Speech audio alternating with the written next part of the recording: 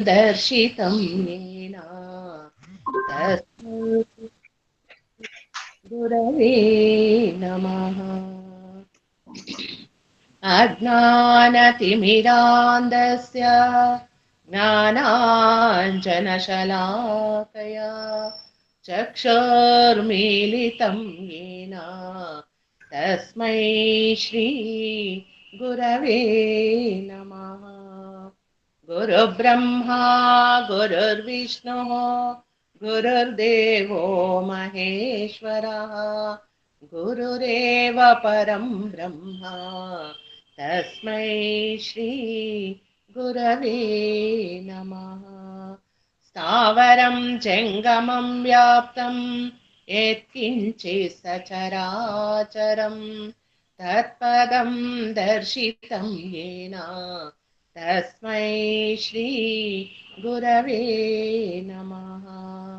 चिन्मयं व्याप्य सर्वं त्रैलोक्यं सचराचरं तत्पदं दर्शितं येन तस्मै श्री गुरवे नमः।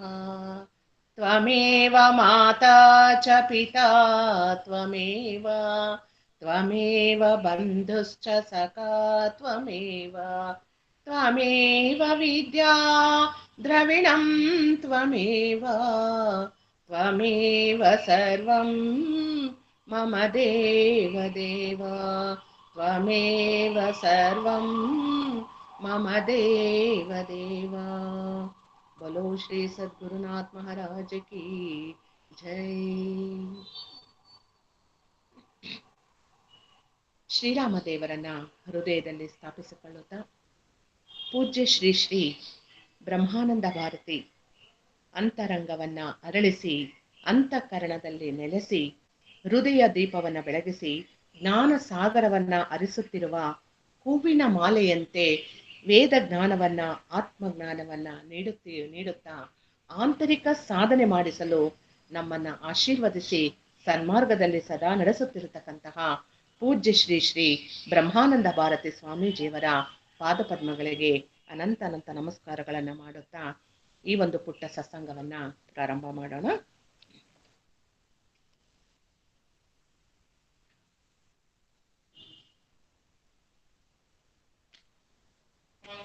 ಈ ಒಂದು ಭೂಮಿಯ ಮೇಲೆ ನಾವೆಲ್ಲರೂ ಹುಟ್ಟಿದ್ದೀವಿ, ಹುಟ್ಟಿ ಜೀವನವನ್ನ ನಡೆಸ್ತಾ ಇದ್ದೀವಿ. ಎಷ್ಟೋ ಜನ್ಮಗಳನ್ನ ತಾಳಿ ಬಂದಿದ್ದೀವಿ. ಜನ್ಮದಲ್ಲೂ ಸಹ ಪಾಪ ಪುಣ್ಯದ ರಾಶಿಗಳನ್ನ ಮಾಡುತ್ತಾ ಬಂದಿದ್ದೀವಿ. ಈ ಒಂದು ಜನ್ಮದಲ್ಲೂ ಸಹ ಪಾಪ ಪುಣ್ಯಗಳ ರಾಶಿ ಮಾಡ್ತಾನೆ ಇದ್ದೀವಿ. ಆ ಒಂದೆಲ್ಲ ರಾಶಿಗಳಿಗೂ ಸಹ ನಮಗೆ ಏನ್ ಅಡ್ಡಿ ಆಗ್ತಾ ಇದೆ, ನಮ್ಗೆ ಯಾವ ಒಂದು ಇದರಿಂದ ಇವೆಲ್ಲ ನಡೀತಾ ಇದೆ ಅಂತಕ್ಕಂಥದ್ದು ನಾವು ಚಿಂತನೆ ಮಾಡ್ಬೇಕಾಗಿದೆ. ಇದೆಲ್ಲವೂ ಸಹ ಯಾವ್ದ್ರಿಂದ ನಮಗೆ ತೊಂದರೆಗಳು ಆಗ್ತಾ ಇದೆ ಅಂತಂದ್ರೆ, ನಮ್ಮೊಳಗೆ ನೆಲೆಸಿ ರಾಜ್ಯವಾಳುತ್ತಿರತಕ್ಕಂತಹ ಈ ಒಂದು ಅರಿಷಡ್ ವರ್ಗಗಳು. ಇದು ಎಲ್ಲೂ ಇಲ್ಲ, ನಮ್ಮ ಒಳಗೇ ಇದೆ. ಹೊರಗೆಲ್ಲೂ ಇಲ್ಲ, ನಮ್ಮ ಒಳಗೇ ಇದೆ ಅರಿಷಡ್ ವರ್ಗಗಳು. ನಮ್ಗೆಲ್ಲ ಗೊತ್ತೇ ಇದೆ ಅರಿಷಡ್ ವರ್ಗಗಳು ಯಾವ್ಯಾವು ಅಂತಂದ್ರೆ ಕಾಮ, ಕ್ರೋಧ, ಲೋಭ, ಮೋಹ, ಮದ, ಮಾತ್ಸರ್ಯ. ಈ 6 ಗುಣಗಳಲ್ಲಿ ಒಂದು ಗುಣವನ್ನ ನಾವು ಗೆದ್ರೆ ಸಾಕು, 6 ಗುಣಗಳನ್ನು ಗೆಲ್ಲೋದಕ್ಕೆ ದಾರಿ ಆಗುತ್ತೆ. ಆದ್ರೆ ಒಂದು ಗುಣ ಗೆಲ್ಲದೆ ಕಷ್ಟ ಆಗಿದೆ. ಅದ್ರ ಅರ್ಥ ಗೊತ್ತು, ಸಾಮರ್ಥ್ಯ ಗೊತ್ತು, ಹೇಗ್ ಮಾಡ್ಬೇಕು ಹೇಗೆ ಅಂತ, ಆದ್ರೂ ಸಹ ನಾವು ಅದರಿಂದ ಹೊರಗೆ ಬರಕ್ಕೆ ಆಗ್ತಾ ಇಲ್ಲ. ಹಾಗಾದ್ರೆ ಹೇಗೆ ಇದನ್ನೆಲ್ಲ ನಾವು ಸರಿಪಡಿಸ್ಕೊಳ್ತಕ್ಕಂಥದ್ದು? ಒಂದಲ್ಲ ಒಂದು ಜನ್ಮದಲ್ಲಿ ಅರಿಷಡ್ ವರ್ಗಗಳನ್ನ ಗೆಲ್ಲೇಬೇಕಲ್ಲ, ಹೇಗೆ ಮಾಡೋದು ಇದು ಅನ್ನೋ ಒಂದು ಚಿಂತನೆ ಬರುತ್ತೆ. ಬಂದಾಗ ಯಾವ ರೀತಿ ಹೋಗೋಣ?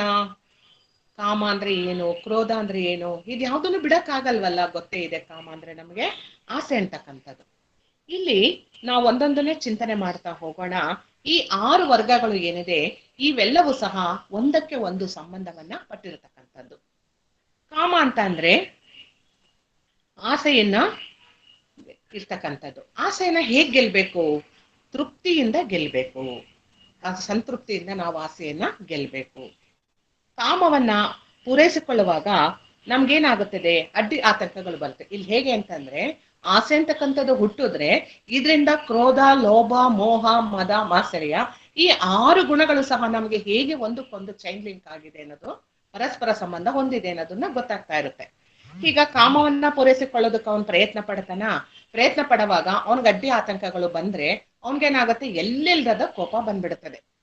ಕೋಪ ಬಂದಾಗ ಅವನಿಗೇನಾಗುತ್ತೆ, ಆ ಕೋಪವನ್ನ ಪೂರೈಕೆ ಮಾಡ್ಕೊಳ್ಳೋದಕ್ಕೋಸ್ಕರ ಮತ್ತೆ ಅವನ್ ಪ್ರಯತ್ನ ಪಡ್ತಾನೆ. ಆ ಕೋಪವನ್ನ ಶಾಂತ ಮಾಡ್ಕೋಬೇಕು. ಆ ಶಾಂತ ಮಾಡ್ಕೊಳಕ್ ಪ್ರಯತ್ನ ಪಟ್ಟಾಗ ಏನಾಗುತ್ತೆ, ಆವಾಗ ಅವನಿಗೆ ಎಲ್ಲಿಲ್ಲದ ಜಿಪುಣತನ, ಲೋಭ ಅವನಿಗೆ ಹುಟ್ಬಿಡುತ್ತದೆ. ಆ ಕೋಪದ ಜೊತೆಗೆ ಕಾಮ ಮತ್ತೆ ಕೋಪ ಎರಡು ಸೇರಿ ಲೋಭದ ಜೊತೆಗೆ ಕ್ರೋಧ ಇನ್ನೂ ಹೆಚ್ಚಾಗ್ತಾ ಹೋಗುತ್ತೆ. ಲೋಭ ಅಂದರೆ ಜಿಪುಣತನ. ಅದರಿಂದ ಕೋಪ ಉಂಟಾಗಿ ಏನಾಗುತ್ತೆ, ಯಾವಾಗ ನಮ್ಗೆ ಆ ಜಿಪುಣತನ ಒಂದು ಉಂಟಾಗುತ್ತೆ ಆವಾಗ ನಮ್ಮಲ್ಲಿ ನಾವು ವಿವೇಕವನ್ನ ಕಳ್ಕೊಂತೀವಿ. ಆ ವಿವೇಕವನ್ನ ಕಳ್ಕೊಂಡಾಗ ಏನಾಗುತ್ತೆ, ನಮಗೆ ಕೋಪ ಮತ್ತೆ ಜಾಗೃತವಾಗುತ್ತಾ ಹೋಗುತ್ತೆ. ಆಸೆ ಮತ್ತು ಕೋಪ ಎಲ್ಲಾ ಗುಣಗಳ ಜೊತೆ ಮಿಶ್ರಣ ಆಗ್ತಾನೇ ಇರ್ತದೆ. ಆ ಕೋಪವನ್ನ ಗೆಲ್ಲಕ್ ಹೋದಾಗ ಏನಾಗುತ್ತೆ, ವಿವೇಕವನ್ನ ಕಳ್ಕೊಂತೀವ, ಮೋಹ ಉಂಟಾಗ್ಬಿಡುತ್ತೆ. ಮೋಹ ಉಂಟಾದಾಗ ಏನಾಗುತ್ತೆ, ನಮಗೆ ಅರಿವಿಲ್ಲದಂತೆ ಅಹಂಕಾರ ಬಂದ್ಬಿಡುತ್ತದೆ, ಸೊಕ್ಕು. ಆ ಮೋಹಕ್ಕೆ ಸಿಲುಕೊಂಡಿದ ತಕ್ಷಣ ನಾನು ನಾನು ನನ್ನದು ನನ್ನದೆಂಬ ಭಾವದಲ್ಲಿ ನಾವು ಮುಳುಗೋಗ್ತೀವಿ. ಆಗ ಮತ್ತೆ ಮೋಹಕ್ಕೆ ಸಿಲುಕೊಂತೀವಿ, ಸೊಕ್ಕು, ಅಹಂಕಾರ ಬಂದ್ಬಿಡುತ್ತೆ, ಮದ. ಆ ಮದ ಬಂದ್ಮೇಲಂತೂ ಮದದಿಂದ ನಾವು ವಿವೇಕವನ್ನ ಕಳ್ಕೊಂತೀವಿ, ಅಹಂಕಾರ ಬರುತ್ತೆ. ಆ ಅಹಂಕಾರ ಬಂದಾಗ ಏನಾಗುತ್ತೆ, ಅವನ ಅಭಿಮಾನ ಹೆಚ್ಚಾಗುತ್ತೆ. ಓ, ನಾನ್ ಮಾಡ್ತಿರೋದೇ ಸರಿ, ನಾನಿರೋದೇ ಸರಿ ಅನ್ನೋ ಒಂದು ಭಾವನೆ ಅವನಿಗೆ ಯಾವಾಗ ಬರುತ್ತೋ ಅವಾಗ ಏನ್ ಮಾಡ್ತಾನೆ, ವಿವೇಕ ಅಭಿಮಾನದ ಹೆಚ್ಚಾಗಿ ವಿವೇಕವನ್ನ ಕಳ್ಕೊಂತಾನೆ, ಅಭಿಮಾನ ಹೆಚ್ಚಾಗುತ್ತೆ. ಆವಾಗ ವಿನಯವನ್ನು ಸಹ ಕಳೆದುಕೊಳ್ತಾನೆ, ಮಾತ್ಸರ್ಯ ಉಂಟಾಗುತ್ತದೆ, ಹೊಟ್ಟೆ ಕಿಚ್ಚು. ಅಹಂಕಾರದಿಂದ ಹೊಟ್ಟೆ ಕಿಚ್ಚು, ಮಾತ್ಸರ್ಯ ಬರುತ್ತೆ ಬರುತ್ತೆ ಬರುತ್ತೆ ಅಂದ್ರೆ ಅಷ್ಟು ಬರುತ್ತೆ. ಇದನ್ನೆಲ್ಲ ಆಮೇಲೆ ಒಂದೊಂದನ್ನೇ ನಾವು ವಿವರವಾಗಿ ತಿಳಿಯೋಕೆ ಪ್ರಯತ್ನ ಮಾಡೋಣ. ಆಗ ಇದೆಲ್ಲವೂ ಹೀಗೆ ಗೊತ್ತಾಯ್ತು, ಈ 6 ಗುಣಗಳು ಸಹ ಒಂದಕ್ಕೊಂದು ಸಂಬಂಧವನ್ನ ಹೊಂದಿದೆ ಅಂತಕ್ಕಂಥದ್ದು. ಹಾಗಾದ್ರೆ ಈ 6 ಗುಣಗಳು ಸೇರಿ ನಮ್ಮನ್ನ ಒಂದು ಸಾಧನೆಗೆ ಅಡ್ಡಿಪಡಿಸ್ತಾರೆ. ಅಂತಃಕರಣವನ್ನ ಶುದ್ಧಿ ಮಾಡ್ಕೊಳ್ಳೋದಕ್ಕೆ ಸಾಧ್ಯ ಆಗ್ತಾ ಇಲ್ಲ, ಒಂದು ಒಳ್ಳೆ ಸಾಧನೆ ಮಾಡೋದಕ್ಕೆ ಸಾಧ್ಯ ಆಗ್ತಾ ಇಲ್ಲ. ನಮ್ಮ ಜೀವನದಲ್ಲಿ ಯಾವ ತಪ್ಪುಗಳನ್ನ ಮಾಡದೆ ನಾವು ಪೂರ್ಣ ಶುದ್ಧಾತ್ಮರಾಗಿ ಆತ್ಮ ಸಾಕ್ಷಾತ್ಕಾರದ ಸಾಧನೆ ಮಾಡೋಣ ಅಂತಂದ್ರೆ ಈ 6 ವರ್ಗಗಳು ನಮ್ಗೆ ಏನ್ ಮಾಡ್ತಾ ಇದೆ, ಅಡ್ಡಿಯನ್ನ ಉಂಟು ಮಾಡ್ತಾನೆ ಇದೆ. ಹಾಗಾದ್ರೆ ಪರಸ್ಪರ ಸಂಬಂಧ ತಿಳಿಯಬೇಕು ಅಂದ್ರೆ ಇದಕ್ಕೆ ಪರಿಹಾರದ ಉಪಾಯವನ್ನ ನಾವು ಹುಡುಕ್ಲೇಬೇಕಾಗುತ್ತದೆ. ಇದ್ರ ಬಗ್ಗೆ ನಮಗ್ ತೊಂದರೆಗಳು ತುಂಬಾ ಆಗ್ತವೆ, ಉಪಾಯಗಳನ್ನ ಹುಡುಕ್ಲೇಬೇಕಾಗುತ್ತದೆ. ಹೇಗೆ ಉಪಾಯವನ್ನ ಹುಡುಕೋದು ಅಂತ ಅಂದ್ರೆ, ಮೊದಲನೇದಾಗಿ ಒಂದೊಂದು ಗುಣವನ್ನ ಯಾವುದರಿಂದ ಗೆಲ್ಲಬೇಕು ಅನ್ನೋದನ್ನ ನಾವು ಯೋಚನೆ ಮಾಡ್ಬೇಕಾಗುತ್ತೆ. ಈಗ ಕಾಮ ಅಂತ ಹೇಳಿದ್ವು, ಕಾಮ ಅಂದ್ರೆ ಏನು, ಆಸೆ ಅಂತಕ್ಕಂಥದ್ದು. ಈ ಆಸೆ ಅಂತಕ್ಕಂಥದ್ದು ಇರ್ಬೇಕು, ಆದ್ರೆ ಅದನ್ನು ಯಾವುದರಿಂದ ಗೆಲ್ಬೇಕು, ತೃಪ್ತಿಯಿಂದ ಗೆಲ್ಬೇಕು, ಸಂತೃಪ್ತಿಯಿಂದ ಗೆಲ್ಬೇಕು. ನನಗೆ ಏನಿದೆಯೋ, ನಾನೇನ್ ತಗೊಂತಾ ಇದ್ದೀನೋ, ಏನ್ ಮಾಡ್ತಾ ಇದ್ದೀನೋ ಅಷ್ಟಲ್ಲಿ ನಾನು ತೃಪ್ತಿ ಹೊಂದೋದನ್ನ ಅಭ್ಯಾಸ ಮಾಡ್ಕೋಬೇಕು. ಆಗ ಮಾತ್ರ ಅವನು ಈ ಒಂದು ಕಾಮವನ್ನ ಗೆಲ್ಲೋದಕ್ಕೆ ಸಾಧ್ಯ ಆಗುತ್ತೆ. ಇನ್ನ ಕ್ರೋಧವನ್ನ ಗೆಲ್ಲೋದು ಹೇಗೆ ಅಂತಂದ್ರೆ ಕ್ಷಮಾಗುಣದಿಂದ ಮಾತ್ರ ಒಂದೇ ಸಾಧ್ಯ. ಯಾಕೆಂದ್ರೆ ಯಾರ ಮೇಲೆ ಕೋಪ ಬಂತು ಅಂದ್ರೆ ತುಂಬಾ ಒಂದು ಕ್ರೋಧಕ್ಕೆ ಹೋಗಿ ನಮ್ಮ ಮನಸ್ಸನ್ನ ಹಿಡಿತವನ್ನ ನಾವು ಕಳ್ಕೊಂಡ್ಬಿಡ್ತೀವಿ. ನಾವು ಏನ್ ಮಾಡ್ತಾ ಇದೀನೋ ಒಂದು ಪ್ರಜ್ಞೆ ನಮ್ಮಲ್ಲಿ ಜಾಗೃತವಾಗಿರೋದಿಲ್ಲ. ಹಾಗಾಗಿ ಆ ಒಂದು ಕ್ರೋಧವನ್ನ ಕೇವಲ ನಾವು ಉಪಾಯ ಅಂತಂದ್ರೆ ಕ್ಷಮಾಗುಣದಿಂದ ಮಾತ್ರ ಸಾಧ್ಯ ಆಗುತ್ತೆ. ಇನ್ನ ಮೋಹ, ಮೋಹ ಗೊತ್ತೇ ಇದೆ, ಎಲ್ಲಾದ್ರಲ್ಲೂ ಮೋಹಕ್ಕೆ ಒಳಗಾಗಿ ಹೇಗೆ ನಾವು ಸಿಲುಕೊಂಡಿರ್ತೀವಿ ಅಂತಕ್ಕಂಥದ್ದು. ಆ ಮೋಹವನ್ನ ನಮ್ಮ ವಿವೇಕವನ್ನ ಜಾಗೃತಗೊಳಿಸಿದ್ರೆ ಅದರಿಂದ ಮಾತ್ರ ಗೆಲ್ಲೋದಕ್ಕೆ ಸಾಧ್ಯ ಆಗುತ್ತೆ. ಈ ಮದವನ್ನ ವಿನಯ ಒಂದ್ರಿಂದ ಮಾತ್ರ, ಯಾಕಂದ್ರೆ ಅಹಂಕಾರವನ್ನ ವಿನಯ ಅನ್ನೋದೊಂದ್ಬಿಟ್ರೆ ಇನ್ಯಾವುದಿಂದಲೂ ಗೆಲ್ಲೋದಕ್ಕೆ ಅವನು ಸಾಧ್ಯನೇ ಆಗೋದಿಲ್ಲ. ಆ ವಿನಯವನ್ನ ತಂದ್ಕೊಂಡು ಮದವನ್ನ ಗೆಲ್ಬೇಕಾಗುತ್ತೆ. ಮಾತ್ಸರ್ಯ, ಮಾತ್ಸರ್ಯದಿಂದ ಹೊಟ್ಟೆ ಕಿಚ್ಚು, ಯಾರೊಬ್ರು ಮುಂದಕ್ಕೆ ಬಂದ್ರು ಸಹಿಸೋದಿಲ್ಲ, ಯಾರೊಬ್ರು ಚೆನ್ನಾಗಿದ್ರು ಸಹಿಸೋದಿಲ್ಲ, ಯಾರೊಬ್ರು ಸುಂದರವಾಗಿದ್ರು ಆಗೋದಿಲ್ಲ, ಒಂದು ಒಳ್ಳೆ ಕೆಲಸ ಮಾಡಿ ಪ್ರತಿಭಾವಂತರಾದ್ರೆ ಆಗೋದಿಲ್ಲ. ಈ ರೀತಿ ಏನಾಗುತ್ತೆ, ಪ್ರತಿಯೊಂದರಲ್ಲೂ ಸಹ ನಮ್ಗೆ ಮಾತ್ಸರ್ಯ, ಹೊಟ್ಟೆ ಕಿಚ್ಚು ಬರ್ತಾನೆ ಇರುತ್ತೆ. ಹಾಗಾಗಿ ಆ ಹೊಟ್ಟೆ ಕಿಚ್ಚು ಬಂದಾಗೆಲ್ಲ ಯಾರ ಮೇಲೆ ಹೊಟ್ಟೆ ಕಿಚ್ಚು ಬರುತ್ತೋ ಅವ್ರಿಗೆ ಒಳ್ಳೇದಾಗ್ಲಿ ನಾವು ಒಂದು ಅಭಿನಂದನೆಯನ್ನ ಸಲ್ಲಿಸ್ಬಿಟ್ರೆ ನಮ್ಮಲ್ಲಿ ಆಟೋಮೆಟಿಕ್ ಆಗಿ ಹೊಟ್ಟೆ ಕಿಚ್ಚು ಕಡಿಮೆ ಆಗುತ್ತದೆ. ಅಭಿನಂದನೆ ಮೂಲಕ ಮಾತ್ರ ಗೆಲ್ಲೋದಕ್ಕೆ ಸಾಧ್ಯ. ಹೀಗೆ 6 ವರ್ಗಗಳನ್ನ, ಕ್ರೋಧವನ್ನು ಕಾಮವನ್ನ ತೃಪ್ತಿಯಿಂದ, ಕ್ರೋಧವನ್ನ ಕ್ಷಮಾಗುಣದಿಂದ, ಲೋಭವನ್ನ ದಾನದಿಂದ, ಮೋಹವನ್ನ ವಿವೇಕದಿಂದ, ಮದವನ್ನ ವಿನಯದಿಂದ, ಮಾತ್ಸರ್ಯವನ್ನ ಅಭಿನಂದನೆಯಿಂದ ಗೆಲ್ಲಬೇಕು. ಈ ರೀತಿ ಮಾಡಿದಾಗ ಮಾತ್ರ ನಾವು ಗೆಲ್ಲೋದಕ್ಕೆ ಸಾಧ್ಯ ಆಗುತ್ತೆ. ಹಾಗಾದ್ರೆ ಈ ರೀತಿ ಗೆಲ್ಲೋದಕ್ಕೆ ಸಾಧ್ಯ ಅಂತ ಹೇಳಿದ್ರಲ್ಲ, ಈ ಎಲ್ಲಾ ಗುಣಗಳು ಸಹ ನಮ್ಗೆ ಯಾವ ಒಂದು ಕ್ಷೇತ್ರದಲ್ಲಿ ಅಡ್ಡಿ ಆಗ್ತಾ ಇದೆ, ತೊಂದರೆಗಳಾಗ್ತಾ ಇದೆ ಅಂತಂದ್ರೆ ಸಾಮಾಜಿಕವಾಗಿ, ಕೌಟುಂಬಿಕವಾಗಿ, ವೈಯಕ್ತಿಕವಾಗಿ ನಮಗೆ ತುಂಬಾ ತೊಂದರೆಗಳನ್ನ ಕೊಡ್ತಾ ಇದ್ದಾವೆ. ಸಾಮಾಜಿಕವಾಗಿ, ಕೌಟುಂಬಿಕವಾಗಿ ನಾವು ನೋಡೋಣ. ಮೊದಲನೇದಾಗಿ ಹೇಗೆ ನಮ್ಗೆ ಈ ಅರಿಷಡ್ ವರ್ಗಗಳು ತೊಂದರೆಯನ್ನ ಕೊಡ್ತಾ ಇದೆ ಅಂತ ಅಂದ್ಬಿಟ್ಟು.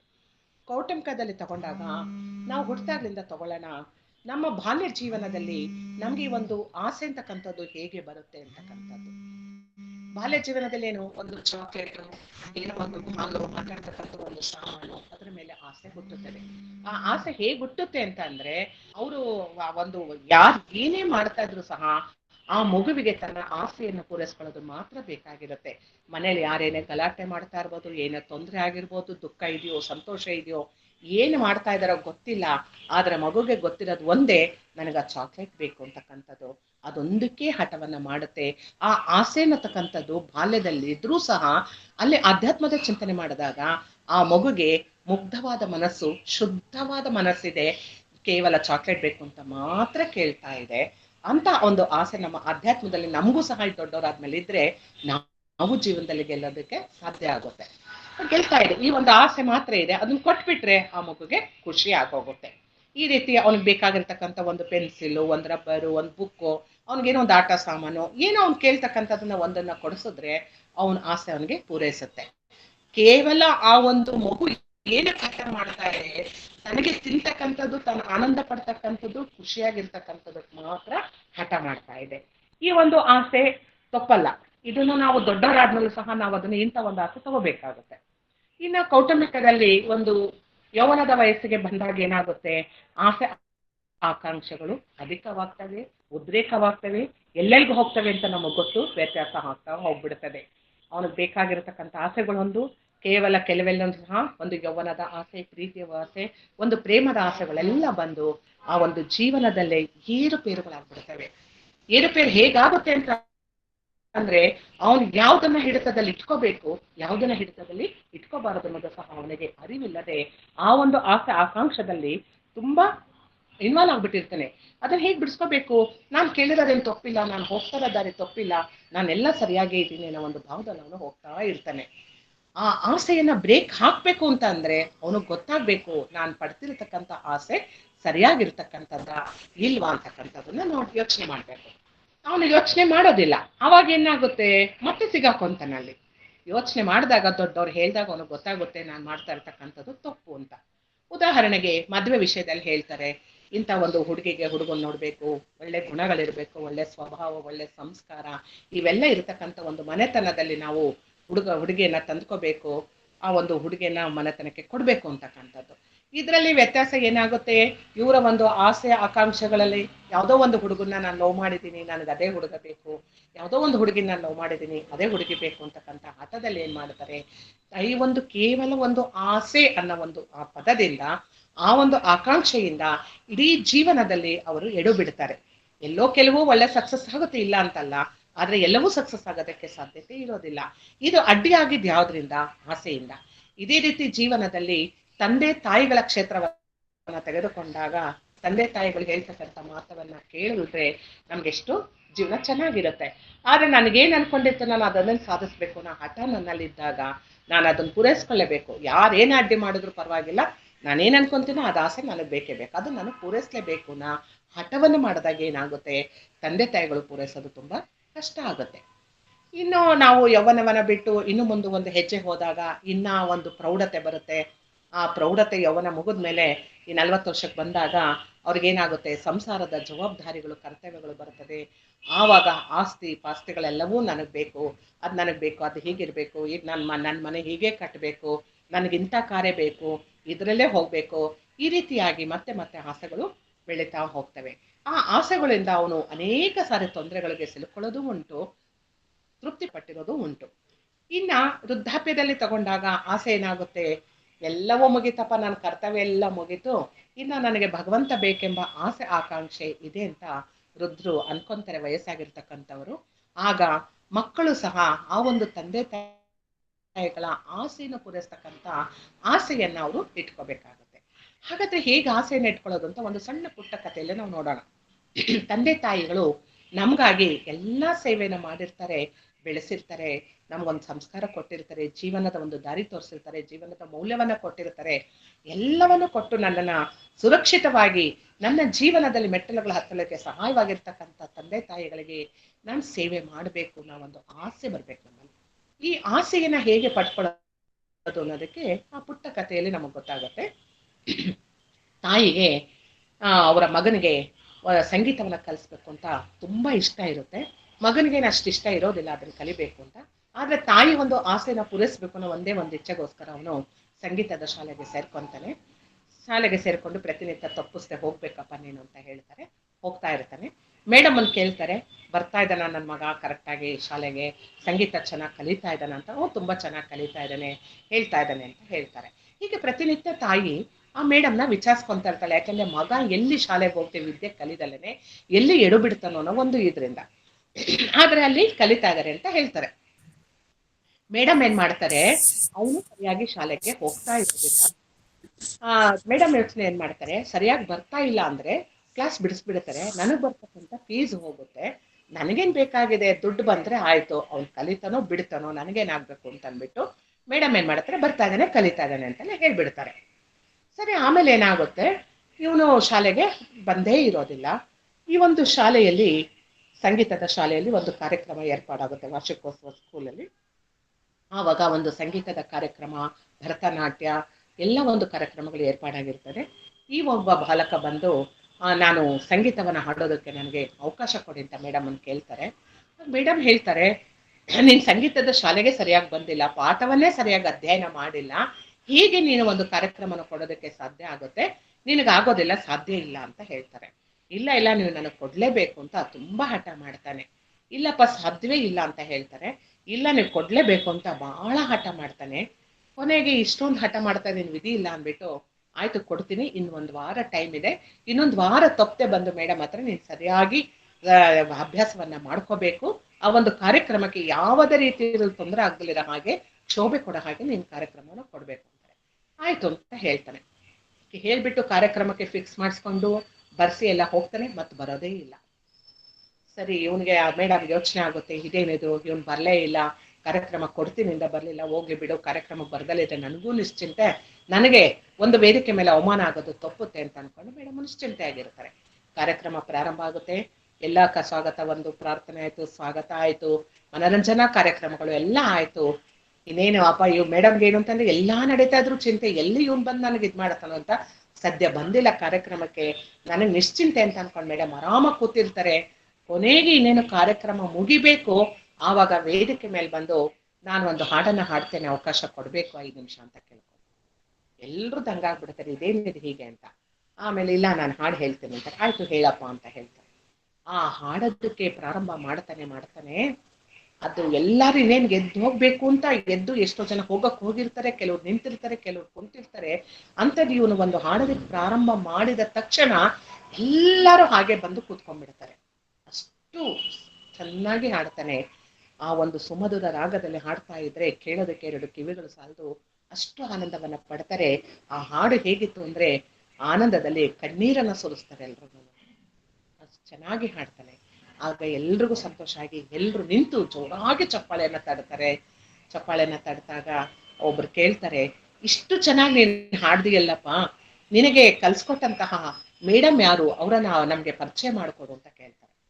ಆಗ ಮೇಡಮ್ ಬಂದಕ್ಕೆ ಹೇಳ್ತಾರೆ, ಖಂಡಿತ ನಾನು ಇವ್ನಿಗೇನು ಕಲ್ಸ್ಕೊಟ್ಟಿಲ್ಲ, ನಾನು ಈ ರೀತಿ ಎಲ್ಲ ಹೀಗೆ ಮಾಡಿದೆ, ಬೇಡ ಅಂದ್ರೆ ಅವ್ನು ಬೇಕು ಅಂತ ಹಠ ಮಾಡಿ ಕಾರ್ಯಕ್ರಮನ ತಗೊಂಡ, ಇಷ್ಟು ಚೆನ್ನಾಗಿ ಹೇಳ್ತಾನೆ ಅಂತ ನಾನು ಅನ್ಕೊಂಡಿಲ್ಲ, ನನ್ಗೆ ಅವಮಾನ ಮಾಡ್ತಾನೆ, ಇವತ್ ನನಗೆ ಎಲ್ಲರಿಂದಲೂ ಅವಮಾನ ಆಗುತ್ತೆ ಅಂತ ನಾನು ತಿಳ್ಕೊಂಡಿದ್ದೆ, ಆದ್ರೆ ಎಲ್ಲರಿಂದಲೂ ನನಗೆ ಸನ್ಮಾನ ಮಾಡಿಸ್ತಾನೆ ಅಂತ ನಾನು ಅನ್ಕೊಂಡಿರ್ಲಿಲ್ಲ, ಇಷ್ಟು ಚೆನ್ನಾಗಿ ಹಾಡದ ಅಂತ ಹೇಳ್ತಾರೆ. ಇಷ್ಟು ಚೆನ್ನಾಗಿ ಹಾಡೋದಕ್ಕೆ ಹೇಗ್ ಸಾಧ್ಯ ಅಂತ ನನಗೂ ಖಂಡಿತ ಗೊತ್ತಿಲ್ಲ ಅಂತ ಅಂದ್ಬಿಟ್ಟು ಅವನನ್ನೇ ಕೇಳ್ತಾರೆ, ಹೇಗಪ್ಪ ಈ ಹಾಡನ್ನ, ನಾನು ಹಾಡು ನಿನ್ಗೆ ಹೇಳ್ಕೊಟ್ಟೇ ಇಲ್ವಲ್ಲ, ನೀನ್ ಇಷ್ಟು ಚೆನ್ನಾಗಿ ಅಭ್ಯಾಸ ಮಾಡಿ ಹೇಗ್ ಹಾಡೋದು ಸಾಧ್ಯ ಆಯ್ತು ಅಂತ ಅಂದ್ಬಿಟ್ಟು. ಆವಾಗ ಅವನು ಹೇಳ್ತಾನೆ, ನನ್ನ ತಂದೆ ತಾಯಿಗೆ, ನನ್ನ ತಾಯಿಗಿದ್ದಂತಹ ಒಂದೇ ಒಂದು ಆಸೆ ಅಂತಂದ್ರೆ, ಒಂದು ದೊಡ್ಡ ವೇದಿಕೆ ಮೇಲೆ ಸಾವಿರಾರು ಜನ ಸೇರಿರ್ತಕ್ಕಂಥ ಒಂದು ಕಾರ್ಯಕ್ರಮದಲ್ಲಿ ಆ ವೇದಿಕೆ ಮೇಲೆ ನಾನು ಹಾಡನ್ನ ಹಾಡಿ ನನ್ನ ತಾಯಿಯನ್ನ ಸಂತೋಷ ಪಡಿಸ್ಬೇಕು ಅನ್ನೋದಿತ್ತು. ಆದ್ರೆ ಇವತ್ತು ನಿಜವಾಗ್ಲೂ ನನ್ನ ತಾಯಿ ಇಲ್ಲ. ನನ್ನ ತಾಯಿ ಕ್ಯಾನ್ಸರ್ ಇಂದ ನರಳಿ ಅವರು ಮರಣವನ್ನ, ನನ್ನ ತಂದೆ ಇಲ್ಲ, ತಾಯಿನೂ ಇಲ್ಲ. ಕ್ಯಾನ್ಸರ್ ಆಗಿ ಮರಣವನ್ನ ಹೊಂದಿದ್ರು. ಆದ್ರೆ ತಾಯಿ ಹೇಳ್ತಾ ಇದ್ರು, ಈ ಒಂದು ದೊಡ್ಡ ವೇದಿಕೆಯಲ್ಲಿ ನೀನು ಕುಳಿತುಕೊಂಡು ನೀನು ಹಾಡ್ತಾ ಇರ್ಬೇಕು, ಅನೇಕ ಸಾವಿರಾರು ಜನರ ಮಧ್ಯದಲ್ಲಿ ನಾನು ಕುಳಿತುಕೊಂಡು ನಿನ್ನ ಹಾಡನ್ನು ಹಾಡಿ ಆನಂದ ಪಡ್ಬೇಕು ಅಂತ ಅನ್ಕೊಂತಾ ಇದ್ರು.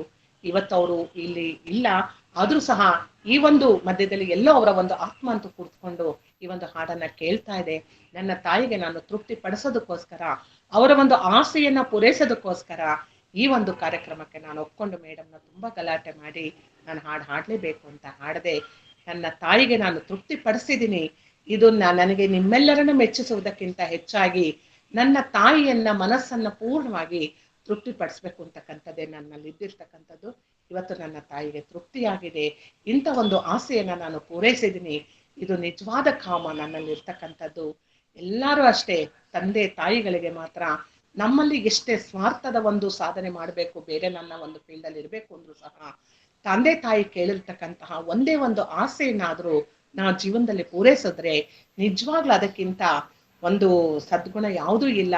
ಅವರ ಆಶೀರ್ವಾದ ನಮ್ಮನ್ನ ಶ್ರೀರಕ್ಷೆಯಾಗಿ ಕಾಪಾಡುತ್ತೆ. ಈ ಆಸೆಗೋಸ್ಕರ ನಾನು ಇದನ್ನ ಮಾಡಿದೆ ಅಂತ ಹೇಳಿದಾಗ ಎಲ್ಲರ ಕಣ್ಣಲ್ಲೂ ಕಣ್ಣೀರು ಸುರಿತದೆ, ಆನಂದ ಬಾಷ್ಪವನ್ನ ಸುರಿಸ್ತಾರೆ. ಆಗ ಅವರು ಒಂದೇ ಒಂದು ಮಾತು ಹೇಳ್ತಾನೆ, ಅವನು ತೃಪ್ತಿ ಅಂತಕ್ಕಂಥದ್ದು ಇದ್ದಾಗ ಮನುಷ್ಯ ಜೀವನದಲ್ಲಿ ಏನ್ ಬೇಕಾದ್ರೂ ಗೆಲ್ಲೋದಕ್ಕೆ ಸಾಧ್ಯ ಆಗುತ್ತೆ. ತೃಪ್ತಿ ಇರಬೇಕು, ಆ ಸಂತೃಪ್ತಿಯನ್ನ ಪಡ್ಬೇಕು. ಹೇಗೆ ತೃಪ್ತಿ ಪಡೋದು? ಯಾವುದು ನನಗಿದೆಯೋ ಅದರಲ್ಲಿ ನಾನು ಆನಂದವನ್ನ ಪಡ್ಬೇಕು. ಈಗ ಬೇರೆಯವರು ಉದಾಹರಣೆಗೆ ಅವರು ತುಂಬಾ ಶ್ರೀಮಂತಿರ್ಬೋದು, 10 ಕಾರುಗಳನ್ನ ಇಟ್ಕೊಂಡು ಬಂಗ್ಲೆನ ಕಟ್ಕೊಂಡು ದೊಡ್ಡದಾಗಿ ಶ್ರೀಮಂತಿಕೆಯಿಂದ ಮೆರಿತಾ ಇರ್ಬೋದು. ಆದ್ರೆ ನನಗೆ ಬಡತನದಲ್ಲೂ ಸಹ ನನ್ನ ತಾಯಿ ಕೊಡ್ತಕ್ಕಂತಹ ಪ್ರೀತಿ ಆ ಒಂದು 10 ಕಾರುಗಳಿಗಿಂತ, ಆ ಒಂದು ದೊಡ್ಡ ಅರಮನೆಗೆ ಅಂತ ನನ್ನ ಚಿಕ್ಕ ಗುಡಿಸಲೇ ಚೆನ್ನಾಗಿದೆ. ನನ್ನ ತಾಯಿಯ ಪ್ರೀತಿ ಅವೆಲ್ಲದಕ್ಕಿಂತ ದೊಡ್ಡದು. ಅದ್ರಲ್ಲಿ ನಾನು ತೃಪ್ತಿ ಪಡ್ತೇನೆ. ನನಗ್ ಭಗವಂತ ಏನ್ ಕೊಟ್ಟಿದಾನೋ ಅದ್ರಲ್ಲಿ ನಾನು ಆನಂದವನ್ನ ಪಡ್ತೇನೆ. ತಾಯಿಯ ಮಡಿಲಲ್ಲಿ ಬೆಳೆದು ಅವರು ತೋರಿಸಿದ ಸನ್ಮಾರ್ಗ ಸದ್ಗುಣಗಳಿದೆಯಲ್ಲ, ಇದಕ್ಕಿಂತ ದೊಡ್ಡ ಶ್ರೀಮಂತಿಕೆ ನನಗ್ ಬೇಕಾಗಿಲ್ಲ. ಇದ್ರಲ್ಲಿ ನಾನು ತೃಪ್ತಿ ಹೊಂದುತ್ತೇನೆ. ಇದು ನನ್ನ ನಿಜವಾದ ಸಾಧನೆ ಅಂತ ಅಂದ್ಬಿಟ್ಟು ಅವನು ಹೇಳಿದಾಗ ವೇದಿಕೆಯಲ್ಲಿ ಎಲ್ರಿಗೂ ಸಂತೋಷ ಆಗೋಗುತ್ತಂತೆ. ಹೀಗೆ ನಾವು ಕಾಮವನ್ನ ತೃಪ್ತಿಯಿಂದ ಗೆಲ್ಲಬೇಕು. ಆ ತೃಪ್ತಿಯಿಂದ ಕೌಟುಂಬಿಕದಲ್ಲಿ ಹಂತ ಹಂತವಾಗಿ ನಾವು ನೋಡ್ಕೊಂಡ್ ಬಂದ್ವು. ಕೌಟುಂಬಿಕದಲ್ಲಿ ನಾವು ತೃಪ್ತಿಯನ್ನ ಪಡೋದನ್ನ ಕಲಿಬೇಕು. ಈ ರೀತಿ ಕಲ್ತಾಗ ಏನಾಗುತ್ತೆ, ನಮ್ಮ ಜೀವನದಲ್ಲಿ ಸಾಧನೆ ಮಾಡೋದಕ್ಕೆ ಸಾಧ್ಯ ಆಗುತ್ತೆ. ಆಸೆ ಬರ್ಬೇಕು. ಎಂತ ಆಸೆ ಬರ್ಬೇಕು? ನಮಗೆ ಭಗವಂತ ಬೇಕೇ ಬೇಕೆಂಬ ಆಸೆ ಬರಬೇಕು.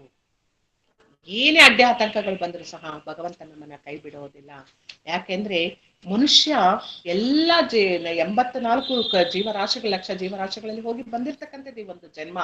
ಈ ಜನ್ಮದಲ್ಲಿ ನಾನು ಭಗವಂತ ಏನ್ ಕೊಟ್ಟಿದ್ದಾನೆ ಅದನ್ನ ನಾನು ಸಾಧನೆ ಮಾಡಿ ಅದರಲ್ಲಿ ತೃಪ್ತಿಯನ್ನು ಹೊಂದುತ್ತೇನೆ ಅಂತಕ್ಕಂಥದ್ದು. ಈಗ ಕೆಲವರಿಗೆ ತುಂಬಾ ಚೆನ್ನಾಗಿ ಮಾತಾಡೋ ಸಾಮರ್ಥ್ಯ ಇರುತ್ತೆ, ಅವನಿಗೆ ಹಾಡೋದಕ್ ಬರೋದಿಲ್ಲ. ಅವಾಗ ಹಾಡೋವ್ ನೋಡಿ ಹೊಟ್ಟೆ ಕಿಚ್ಕೊಡೋದ್ ಬೇಡ, ನನಗೆ ಚೆನ್ನಾಗಿ ಮಾತಾಡೋದ್ ಕೊಟ್ಟಿದ್ದಾನಲ್ಲ ಆ ಮಾತಿನಲ್ಲೇ ಸಾಧನೆಯನ್ನ ಮಾಡ್ತಾ ಹೋಗೋಣ. ಅವ್ರು ಹಾಡು ಹೇಳಿದಾಗ ಪೂರ್ಣವಾದ ಅಭಿನಂದನೆಯನ್ನು ಅವ್ರಿಗೆ ಸಲ್ಲಿಸೋಣ, ಹೃತ್ಪೂರ್ವಕವಾದ ಮನನಗಳನ್ನ ಸಲ್ಲಿಸೋಣ, ತೃಪ್ತಿ ಹೊಂದಬೇಕು. ಎಷ್ಟು ಚೆನ್ನಾಗಿ ಹಾಡ್ತಾ ಇದ್ದಾನಲ್ಲ, ಆ ಹಾಡಲ್ಲಿ ಎಷ್ಟು ಆನಂದವನ್ನ ಪಡಿಬಹುದು, ತೃಪ್ತಿ ಸಿಕ್ತು ಅಂತಕ್ಕಂಥ ಒಂದು ಭಾವ ನನಗೆ ಬರಬೇಕು. ಕೆಲವರಿಗೆ ಚಿತ್ರಕಲೆ ಇರುತ್ತೆ, ಕೆಲವರಿಗೆ ಕರ್ತವ್ಯ ನಿಷ್ಠೆ, ಕೇವಲ ಮನೆಯಲ್ಲಿ ಕರ್ತವ್ಯ ಮಾಡೋದ್ರಲ್ಲೇ ಅವ್ರು ಆನಂದ ಪಡ್ತಾ ಇರ್ತಾರೆ. ಮಂದಿಗೆಲ್ಲ ರುಚಿ ರುಚಿಯಾಗಿ ತಿಂಡಿ ಊಟಗಳನ್ನೆಲ್ಲ ಮಾಡಿಕೊಟ್ಟು ಅವ್ರಿಗೆಲ್ಲ ತೃಪ್ತಿ ಪಡಿಸೋದ್ರಲ್ಲೇ ಆನಂದವನ್ನ ಅವ್ರ ಆಸೆಯನ್ನ ಪೂರೈಸ್ಕೊಂತ ಹೋಗ್ತಾರೆ. ಇದು ನಿಜವಾದ ಒಳ್ಳೆ ಆಸೆನೆ. ನಾವ್ ಯಾವ್ದು ಮಾಡ್ತಾ ಇರ್ತೀವೋ ಅದ್ರಲ್ಲಿ ತೃಪ್ತಿಯ ಹೊಂದಕ್ಕಂಥದನ್ನ ಅಭ್ಯಾಸ ಮಾಡ್ಕೊಂಡಾಗ ಮಾತ್ರ ನಾವು ಈ ಒಂದು ಆಸೆಯನ್ನ ಅರಿಷಡ್ ವರ್ಗದಲ್ಲಿ ಮೊದಲನೇದಾಗಿರ್ತಕ್ಕಂಥ ಕಾಮವನ್ನ ಗೆಲ್ಲೋದಕ್ಕೆ ಸಾಧ್ಯ ಆಗುತ್ತೆ. ಈ ಕೌಟುಂಬಿಕದಲ್ಲಿ ನೋಡೋದು. ಇನ್ನು ಸಾಮಾಜಿಕದಲ್ಲಿ ನೋಡಿದಾಗ ಸಮಾಜದಲ್ಲಿ ನಮಗ್ ಗೊತ್ತೇ ಇದೆ, ಅಹಂಕಾರ ಅಂತಕ್ಕಂಥದ್ದು, ನಾನು ಅಂತಕ್ಕಂಥ ಭಾವ ಎದ್ದೊಳ್ತದೆ. ಮೊದಲನೇದಾಗಿ ನಾನ್ ಮೆಂಬರ್ ಆಗಿದ್ದೀನಿ, ನಾನು ಅಷ್ಟು ಕೆಲಸ ಮಾಡಿದೆ, ಇಷ್ಟು ಸೇವೆ ಮಾಡಿದೆ, ನನ್ನನ್ನು ಗುರುತಿಸ್ಲೇ ಇಲ್ಲ, ನನ್ಗೊಂದು ಸನ್ಮಾನ ಮಾಡ್ಲಿಲ್ಲ, ಒಂದ್ ಶಾಲ್ ಓದಿಸ್ಲಿಲ್ಲ, ಒಂದು ಅಭಿನಂದನೆ ಹೇಳಲಿಲ್ಲ. ಈ ಒಂದು ಭಾವನೆಗಳು ಉದ್ಭವಿಸ್ತಾ ಆಸೆ ಅಂತಕ್ಕಂಥದ್ದು, ಆ ಕಾಮನ ಆಸೆ ಜೊತೆಗೆ ಏನಾಗ್ತಿದೆ, ನಾನು ಅಹಂಕಾರ ಬೆರಕೆಯಾಗಿ ಆಸೆ ಅಂತಕ್ಕಂಥದ್ದು ಅಂಶಕ್ಕೆ ಹೋಗಿ ಅವ್ನ್ ಏನ್ ತಪ್ಪು ಮಾಡ್ತಾ ಇದ್ದಕ್ಕಂತ ಅರಿವು ಇಲ್ದಂತಾಗ್ತಾ ಇದೆ. ಆ ಸಾಮಾಜಿಕ ಕ್ಷೇತ್ರದಲ್ಲಿ ನಾನು ದೊಡ್ಡ ವ್ಯಕ್ತಿ ಆಗ್ಬೇಕು, ಎಲ್ರು ನನ್ನನ್ನೇ ಗುರುತಿಸ್ಬೇಕು, ನನ್ನನ್ನೇ ಮೆಚ್ಕೋಬೇಕು ಅಂತಕ್ಕಂಥ ಭಾವ ಬಂದ್ಬಿಡುತ್ತೆ. ಆಗ ತೃಪ್ತಿ ಇಲ್ಲ ಅಂತಂದ್ರೆ ಭಾವದಲ್ಲಿ ಗೆಲ್ಲೋದಕ್ಕೆ ಸಾಧ್ಯತೆ ಇಲ್ಲ. ವೇದಿಕೆಯಲ್ಲಿ ಎಲ್ಲರೂ ಸಹ ವೇದಿಕೆ ಮೇಲೆ ಕುಳಿತುಕೊಂಡು ಎಲ್ರೂ ಭಾಷಣವನ್ನೇ ಮಾಡಿದ್ರೆ ಕೇಳ್ತಕ್ಕಂಥವ್ರು ಯಾರಿರ್ತಾರೆ? ಹಾಗಾಗಿ ಭಗವಂತ ಏನ್ ಮಾಡದ, ಆಸೆ ಅಂತಕ್ಕಂಥದನ್ನ ಒಬ್ಬೊಬ್ಬರಿಗೆ ಒಂದೊಂದು ಆಸೆನ ಕೊಟ್ಟ. ಪ್ರಪಂಚವನ್ನ ನಾವು ಗಮನಿಸಿದಾಗ ಗೊತ್ತಾಗುತ್ತೆ, ಒಬ್ಬೊಬ್ಬರಿಗೆ ಒಂದೊಂದು ಆಸೆ ಅಂತ ಕೊಟ್ಟಿದ್ರಿಂದ ನಾವು ಜೀವನದಲ್ಲಿ ಎಲ್ಲಾ ಹಂತಗಳಲ್ಲೂ ನೋಡಿ ತೃಪ್ತಿ ಪಡೋದಕ್ಕೆ ಸಾಧ್ಯತೆ ಇದೆ. ಉದಾಹರಣೆಗೆ ಎಲ್ರು ಇಂಜಿನಿಯರ್ ಆಗ್ಬೇಕು ಅಂತ ಅಂದ್ರೆ ಡಾಕ್ಟರ್ ಆಗೋರು ಯಾರಿದ್ರು? ಡಾಕ್ಟರ್ ಆಗೋರು ಯಾರು ಇರ್ತಾ ಇರ್ಲಿಲ್ಲ. ಎಲ್ರು ಇಂಜಿನಿಯರ್ ಆಗ್ಬೇಕು ಅಂದ್ರೆ ಬೇರೆ ವೃತ್ತಿಗಳನ್ನ ಮಾಡೋರು ಯಾರಿದ್ರು? ಮನೆ ಕೆಲಸ, ನಾನ್ ಮನೆ ಕೆಲಸ ಮಾಡೋದಿಲ್ಲ, ನಾನು ರೈತ ಆಗೋದಿಲ್ಲ, ನಾನು ಗೃಹಿಣಿಯಾಗಿರೋದಿಲ್ಲ, ನಾನು ಕೆಲಸವನ್ನೇ ಮಾಡ್ತೀನಿ, ನಾನು ಒಂದು ಡಾಕ್ಟರ್ ಆಗ್ತೀನಿ, ಇಂಜಿನಿಯರ್ ಆಗ್ತೀನಿ, ಲಾಯರ್ ಆಗ್ತೀನಿ. ಹೀಗೆ ಅನೇಕ ಕ್ಷೇತ್ರಗಳಲ್ಲಿ ಒಬ್ಬೊಬ್ಬರಿಗೆ ಒಂದೊಂದು ಕ್ಷೇತ್ರದ ಆಸಕ್ತಿ, ಆಸೆ ಅಂತಕ್ಕಂಥದ್ದನ್ನ ಭಗವಂತ ಕೊಟ್ಟಿದ್ರಿಂದ ಇವತ್ತು ಎಲ್ಲಾ ಕ್ಷೇತ್ರಗಳಲ್ಲೂ ಎಲ್ಲ ಕೆಲಸವನ್ನ ಮಾಡೋದಕ್ಕೆ ಸಾಧ್ಯತೆ ಆಗಿದೆ. ಈಗ ಶೂದ್ರ ಅವ್ನ್ ಕಸ ಗುಡ್ಸ್ತಕ್ಕಂಥನು, ನಮ್ಮ ಮನೆಯಲ್ಲಿ ಕಸ ಗುಡ್ಸಿರ್ತಕ್ಕಂಥ ಎಲ್ಲಾ ಕಸವನ್ನ ಆಚೆ ಹಾಕ್ತಿವಿ, ಆ ಎಲ್ಲಾ ಕಸವನ್ನ ತೆಗೆದುಕೊಂಡು ಹಾಕತಕ್ಕಂಥನು ಅವನಿಗೆ ಜೀವನದಲ್ಲಿ ಒಂದು ಕಷ್ಟ ಕಾರ್ಪಣ್ಯಗಳನ್ನ ತೋರಿಸಿ, ನೀನ್ ಈ ಒಂದು ಜೀವನದಲ್ಲಿ ತೃಪ್ತಿ ಪಡಪ್ಪ, ಈ ಸೇವೆಯಲ್ಲೇ ನೀನ್ ತೃಪ್ತಿ ಪಡುವಂತ ಭಗವಂತ ಒಂದು ಕಾರಣವನ್ನ ಕೊಟ್ಟಿದ್ರಿಂದ ಅವನ ಕೆಲಸವನ್ನ ಮಾಡ್ತಾ ಇದ್ದಾನೆ. ಗಾರೆ ಕೆಲಸದವನಿಗೆ ಅದರಲ್ಲಿ ಜೀವನವನ್ನ ತೃಪ್ತಿ ಪಡುವಂತ ತೋರಿಸ್ಕೊಟ್ಟಿದ್ರಿಂದ ಅವನು ಗಾರೆ ಕೆಲಸ ಮಾಡ್ತಾ ಇದ್ದಾನೆ. ಕ್ಲೀನರ್ ಕೆಲಸ ಅವನು ಮಾಡ್ತಾ ಇದ್ದಾನೆ. ಹೀಗೆ ಒಬ್ಬೊಬ್ಬರಿಗೆ ಪೊಲೀಸು, ಮಿಲಿಟರಿ ಕೆಲಸಗಳು, ಈಗ ನಮಗ್ ಗೊತ್ತೇ ಇದೆ ಪ್ರಪಂಚದಲ್ಲಿ ಎಲ್ಲಾ ರೀತಿಯ ಒಂದು ಕ್ಷೇತ್ರಗಳಲ್ಲೂ ಸಹ ಅಭಿರುಚಿ, ಆಸೆ ಅಂತಕ್ಕಂಥದ್ದು ಒಬ್ಬರಿಗೊಂದೊಂದು ಕೊಟ್ಟಿದ್ರಿಂದ ಇವತ್ತು ಪ್ರಪಂಚ ಸುರಕ್ಷಿತವಾಗಿದೆ, ಎಲ್ರೂ ಚೆನ್ನಾಗಿರೋದಕ್ಕೆ ಸಾಧ್ಯತೆ ಆಗಿದೆ ಸಾಮಾಜಿಕವಾಗಿ. ಆದ್ರೆ ಏನಾಗ್ತಾ ಇದೆ, ಆಯಾ ಕ್ಷೇತ್ರದಲ್ಲಿ ನಾವಿದ್ದಾಗ ಸಹ ಆ ಒಂದು ಆಸೆನ ಪೂರೈಸ್ಕೊಳ್ಳೋದಕ್ಕೆ ನಾವು ಮತ್ತೊಬ್ಬರ ಮೇಲೆ ಕೋಪ ಮಾಡ್ಕೊಳ್ತಕ್ಕಂಥ ಆಗ್ಲಿ, ಹೊಟ್ಟೆ ಕಿಚ್ಚು ಪಡ್ತಕ್ಕಂಥ ಆಗ್ಲಿ, ಈ ಎಲ್ಲಾ ಗುಣಗಳು ಹೇಳಿದ್ನಲ್ಲ, ಕಾಮಾನ ಒಂದು ಆಸೆಯಲ್ಲಿ ಈ 6 ಗುಣಗಳು ಸಹ ಸದಾ ಮಿಶ್ರಣ ಆಗ್ತಾನೆ ಇರ್ತದೆ ನಮ್ಮಲ್ಲಿ. ಅಭಿಮಾನ ಅಡ್ಡ ಬರುತ್ತೆ, ಸ್ವಾರ್ಥ ಭಾವನೆಗಳು ಎದ್ದು ತೋರ್ತವೆ, ವಿವೇಕವನ್ನ ಕಳ್ಕೊಳ್ತೀವಿ, ವಿನಯದಿಂದ ವರ್ತಿಸೋದಿಲ್ಲ. ಯಾಕೆ? ನಾನು ಕ್ಷೇತ್ರದಲ್ಲಿ ದೊಡ್ಡವನಾಗಿರ್ಬೇಕು ಅಂತ. ರಾಜಕಾರಣದಲ್ಲಿ ನಾವು ನೋಡಿದಾಗ ಗೊತ್ತಾಗುತ್ತೆ, ಎಲ್ರಿಗೂ ಬೇಕು ಒಂದು ಅಧಿಕಾರದ ದಾಹ. ನನಗ್ ವಿದ್ಯೆ ಇದೆಯಾ, ನನಗ್ ಸಾಮರ್ಥ್ಯ ಇದೆಯಾ, ನಡ್ಸೋದಕ್ ಸಾಧ್ಯತೆ ಇದೆಯಾ ಇಲ್ವಾ ನನಗ್ ಗೊತ್ತಿಲ್ಲ, ಒಟ್ನಲ್ಲಿ ನನ್ನ ಆಸೆ ಏನು, ನಾನು ಒಬ್ಬ MLA ಆಗ್ಬಿಡ್ಬೇಕು, ಕೌನ್ಸಿಲರು MLA ಒಂದು ಅಧಿಕಾರವಂತ ಪಟ್ಟವನ್ನ ಸ್ವೀಕರಿಸ್ಬಿಡ್ಬೇಕು. ಅದಕ್ಕೆ ಹೇಳ್ತಾರೆ ಒಂದ್ಸಲಿ ಅವ್ರೇನು ಅಂತ ಅಂದ್ರೆ, ಈ ಒಂದು ಪ್ರಮಾಣ ಪತ್ರವನ್ನ ನೀವು ಸ್ವೀಕರಿಸೋದಕ್ಕೆ ಹೋಗ್ತಾ ಇದ್ದೀರಾ, ಒಂದು ಚೆನ್ನಾಗಿ ಜ್ಞಾಪಕ ಇಟ್ಕೊಳ್ಳಿ, 5 ವರ್ಷ ಅಲ್ಲಿ ಕೂತ್ಕೊಂತೀರಾ, ಅಧಿಕಾರವನ್ನ ಉತ್ತಮವಾದ ರೀತಿಯಲ್ಲಿ ನಡೆಸಿ, ಅದು ಮುಗಿದ್ಮೇಲೆ ಮತ್ತೆ ನನ್ನ ಪಕ್ಕ ಈ ಒಂದು ಚೇರಲ್ಲೇ ಮತ್ತೆ ಬಂದು ಕುಳಿತುಕೋಬೇಕು ಅನ್ನೋದನ್ನ ನೀವು ಮರಿಬೇಡಿ. ಇದನ್ನ ಜ್ಞಾಪಕ ಇಟ್ಕೊಂಡು ಹೋಗಿ ಆ ಒಂದು ಸ್ಥಾನವನ್ನ ಸ್ವೀಕರಿಸಿ ಅಂತ ಹೇಳ್ತಾರೆ. ಆಗ ನಮಗ್ ಗೊತ್ತಾಗುತ್ತೆ, ಹೌದಲ್ವಾ, ನಾನು ಎಷ್ಟು ತಪ್ಪು ಕೆಲಸಗಳನ್ನ ಮಾಡ್ತಾ ಇದ್ದೀನಿ ಅಂತ. ಸಮಾಜ ಸೇವೆ ಮಾಡ್ಬೇಕು. ಯಾವ ರೀತಿ ಮಾಡ್ಬೇಕು ನಾವು ಸಮಾಜ ಸೇವೆಯನ್ನ? ನಮ್ಮ ಆತ್ಮೋದ್ಧಾರಕ್ಕಾಗಿ, ನಮ್ಮ ಚಿತ್ತ ಶುದ್ಧಿಗಾಗಿ ಸಮಾಜ ಸೇವೆಯನ್ನ ಮಾಡ್ಬೇಕು. ಆ ಸಮಾಜ ಸೇವೆ ಮಾಡ್ತಾ ಮಾಡ್ತಾ ನಮ್ಮಲ್ಲಿ ಏನಾಗುತ್ತೆ, ನಮ್ಮಲ್ಲಿ ಸಾತ್ವಿಕವಾದ ಗುಣಗಳು ಹೆಚ್ಚಾಗ್ತಾ ಹೋಗುತ್ತೆ. ಸಮಾಜದಿಂದ ನಾವೆಲ್ಲ ಒಳ್ಳೆಯದನ್ನ ಕಲಿತಾ ಹೋಗ್ತೀವಿ, ಒಳ್ಳೆಯದನ್ನ ಕೊಡ್ತಾ ಹೋಗ್ತೀವಿ. ಹೇಗೆ ಅಂತ ಅಂದ್ರೆ, ಒಂದೊಂದು ಕ್ಷೇತ್ರದಲ್ಲಿ ಒಬ್ಬೊಬ್ಬರಿಗೆ ಅಭಿರುಚಿ ಇರೋದ್ರಿಂದ ಅವರಲ್ಲಿರ್ತಕ್ಕಂಥ ವಿದ್ಯೆಯನ್ನ ನಾವು ಕಲ್ತ್ಕೊಂತೀವಿ, ನಮ್ಮಲ್ಲಿರೋ ವಿದ್ಯೆಯನ್ನ ಅವ್ರು ಕಲ್ತ್ಕೊಂತಾರೆ. ವಿದ್ಯೆಗೆ ವಿನಯವೇ ಭೂಷಣ. ವಿದ್ಯೆ ಇದ್ದು ವಿನಯ ಇಲ್ಲ ಅಂತಂದ್ರೆ ಅದು ಭೂಷಣವೇ ಇಲ್ಲ ಅಂತ. ಹಾಗೆ ವಿದ್ಯೆಯನ್ನ ಹಂಚೋದ್ರಲ್ಲಿ ನಮ್ಗೆ ತೃಪ್ತಿ ಇರ್ಬೇಕು. ಅದಕ್ಕೆ ಹೇಳ್ತಾ ಇದ್ದಾರೆ, ತೃಪ್ತಿ ಹೊಂದಿದ್ರೆ ಮಾತ್ರ ಆಸೆಯನ್ನ ಗೆಲ್ಲೋದಕ್ಕೆ ಸಾಧ್ಯ ಅಂತ ಅನ್ಬಿಟ್ಟು. ಆ ತೃಪ್ತಿ ಇಲ್ಲ ಅಂದ್ರೆ ನಾವ್ ಏನ್ ಮಾಡಿದ್ರು ಗೆಲ್ಲೋದಕ್ಕೆ ಆಗೋದೇ ಇಲ್ಲ. ಹಾಗಾದ್ರೆ ಹೇಗೆ ಹೋಗ್ಬೇಕು ಈ ಒಂದು ದಾರಿಯಲ್ಲಿ? ನಮ್ಮೊಳಗೆ ಸದಾ ಅಡ್ಡಿಪಡಿಸಿರ್ತಕ್ಕಂಥ ಸಮಾಜ ಕ್ಷೇತ್ರದಲ್ಲೂ ಸಹ ನಾವು ಆಧ್ಯಾತ್ಮ ಚಿಂತನೆಯನ್ನ ಮಾಡಿದಾಗ ಆ ಒಂದು ಸಾಮಾಜಿಕ ಕ್ಷೇತ್ರದಲ್ಲಿ ಗೆಲ್ಲೋದಕ್ಕೆ ಸಾಧ್ಯ ಆಗುತ್ತೆ. ಇನ್ನ ವೈಯಕ್ತಿಕವಾಗಿ ತಗೊಳ್ಳೋಣ. ವೈಯಕ್ತಿಕವಾಗಿ ತಗೊಂಡಾಗ ನಮ್ಮ ದೇಹದಲ್ಲಿ ಇರ್ತಕ್ಕಂತಹ ಎಲ್ಲ ಒಂದು ಇಂದ್ರಿಯಗಳು ಕೆಲಸ ಮಾಡ್ತಾ ಇದೆ. ನಮಗ್ ಗೊತ್ತಾಯಿದೆ, ಕರ್ಮೇಂದ್ರಿಯಗಳು, ಜ್ಞಾನೇಂದ್ರಿಯಗಳು ಎಲ್ಲವೂ ನಮ್ಮೊಳಗೆ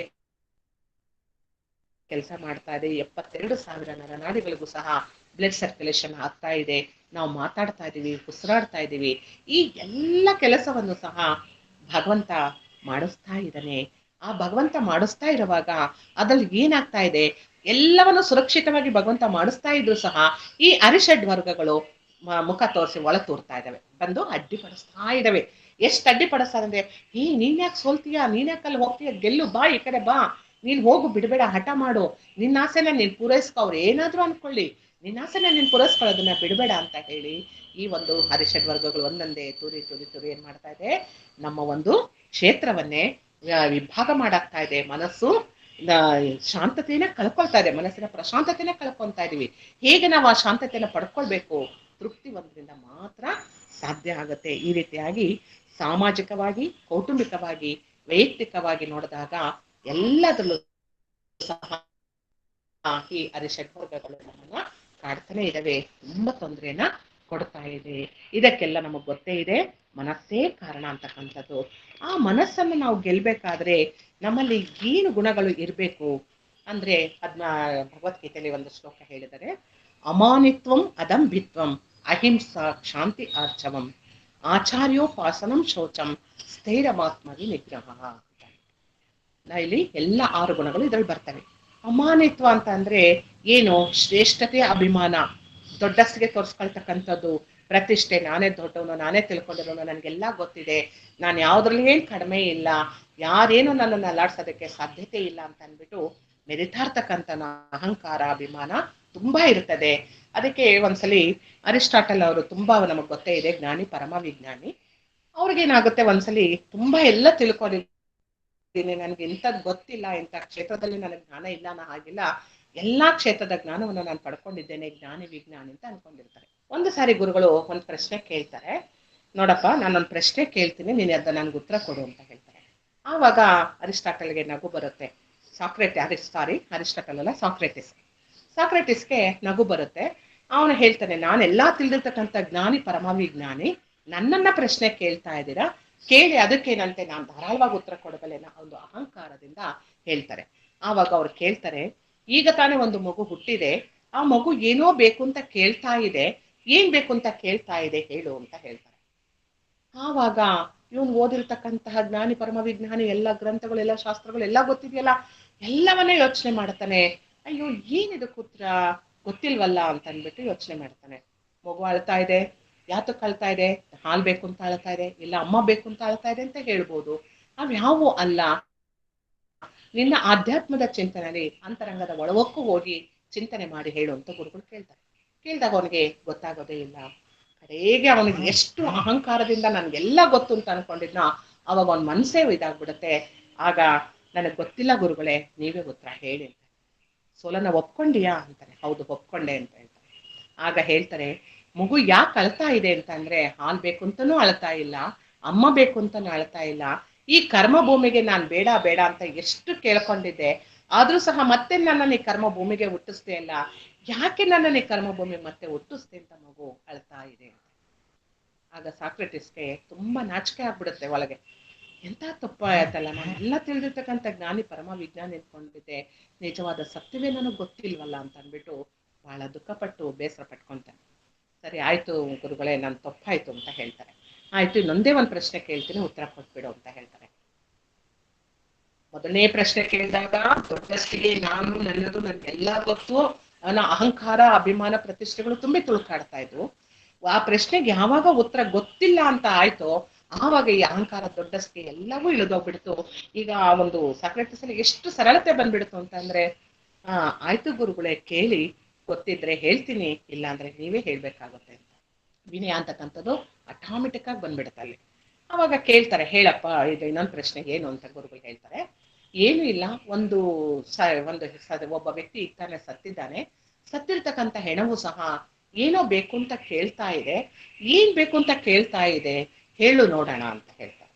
ಅಯ್ಯೋ ಶಿವನೇ, ಹುಟ್ಟಿದ ಮಗು ಆದ್ರೂ ಅಮ್ಮ ಬೇಕು ಇಲ್ಲ ಹಾಲ್ ಬೇಕು ಅಂತ ಕೇಳ್ತಾ ಇದೆ ಅಂತ ಹೇಳ್ಬೋದಿತ್ತು, ಇದೆಂತ ಪ್ರಶ್ನೆಯಪ್ಪ, ಇಲ್ಲಿ ಏನ್ ಹೇಳೋದಕ್ಕೆ ಸಾಧ್ಯ ಅಂತ ಅಂದ್ಬಿಟ್ಟು ಸಾಕ್ರೆಟಿಸ್, ಇಲ್ಲ ನನಗೆ ನಿಜವಾಗ್ಲೂ ಗೊತ್ತಿಲ್ಲ, ನೀವೇ ಹೇಳ್ಬಿಡಿ ಗುರುಗಳೇ ಅಂತ ಹೇಳ್ತಾರೆ.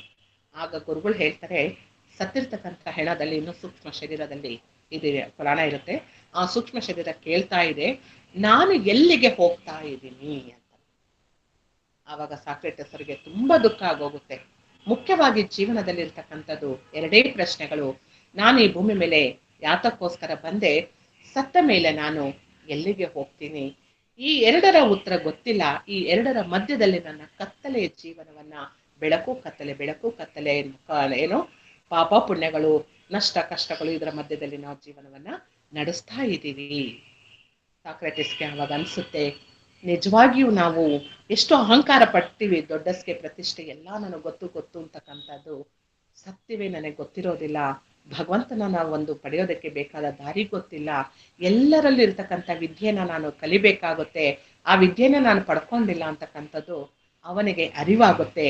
ಆಗ ಅವರು ಕ್ಷಮಾಗುಣಕ್ಕೆ ಬರ್ತಾರೆ. ಕ್ಷಮೆಯನ್ನ ಕೇಳ್ಕೊಂಡು ಹೇಳ್ತಾರೆ, ನನ್ನನ್ನು ಕ್ಷಮಿಸಿ, ನನಗೆ ನಿಜವಾಗ್ಲೂ ಗೊತ್ತಾಗ್ಲಿಲ್ಲ, ನನ್ನನ್ನು ನಿಮ್ಮ ಶಿಷ್ಯನಾಗಿ ಸ್ವೀಕರಿಸಿ ನನ್ನ ಆ ದಾರಿಯಲ್ಲಿ ನಡೆಸಿ ಅಂತ ಕೇಳ್ಕೊಂತಾರಂತೆ. ಹಾಗೆ ಈ ಒಂದು ಅಮಾನಿತ್ವಂ, ನನ್ನಲ್ಲಿ ಅಹಂಕಾರ ಅಂತಕ್ಕಂಥದ್ದು ಹೋಗ್ಬೇಕು, ನಾನೆಂಬ ಅಭಿಮಾನ ಹೋದಾಗ ಮಾತ್ರ ನಮಗೆ ಎಲ್ಲದರಲ್ಲೂ ವಿರಕ್ತಿ ಉಳಿತದೆ. ಆಗ ಮಾತ್ರ ನಾವು ತೃಪ್ತಿ ಪಡೋದಕ್ಕೆ ಸಾಧ್ಯ ಆಗುತ್ತೆ, ಆ ತೃಪ್ತಿಯಿಂದ ಜೀವನವನ್ನ ನಡೆಸೋದಕ್ಕೆ ಸಾಧ್ಯ ಆಗುತ್ತೆ. ಇನ್ನ ಎರಡನೇದಾಗಿ ನಮ್ಮಲ್ಲಿ ಅಹಂಕಾರ ಬಂದಾದ, ಪ್ರತಿಷ್ಠೆಗಳು ಬಂದಾಯ್ತು. ಅದಂಬಿತ್ವ, ಇದು ಹೇಗೆ ಅಂತ ಅಂದ್ರೆ ತನ್ನನ್ನು ತಾನೇ ಹೊಗಳ್ಕೊಂಡ್ಬಿಡ್ತಕ್ಕಂಥದ್ದು. ಧರ್ಮಾತ್ಮ ನಾನು, ದಾನಶೀಲ, ಭಗವತ್ ಭಕ್ತ ನಾನು, ತುಂಬಾ ಜ್ಞಾನಿ, ನನಗೆಲ್ಲ ಗೊತ್ತು ಅಂತ ಯಾರು ಅವನ ಬಗ್ಗೆ ಯಾರಿಗೂ ಗೊತ್ತೇ ಇರೋದಿಲ್ಲ, ಅವನ ಬಗ್ಗೆ ಅವನೇ ಹೇಳ್ಕೊಂತ ಇರ್ತಾನೆ.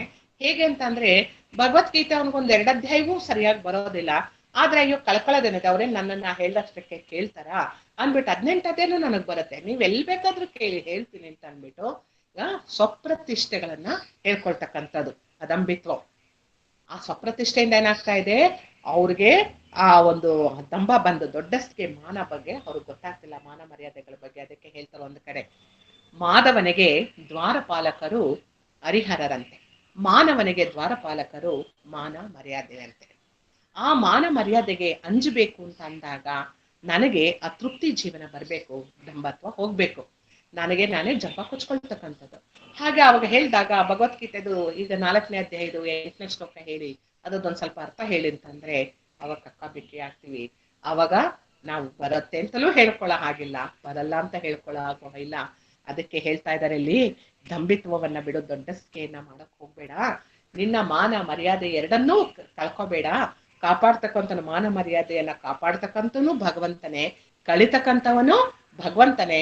ಅದಕ್ಕಾಗಿ ಅಹಂಕಾರವನ್ನ, ಅದಂಭಿತ್ವವನ್ನ ಪಡಬೇಡ, ಅದನ್ನ ಬಿಡ್ಬೇಕು ನೀನು ಅಂತ ಅಂದ್ಬಿಟ್ಟು.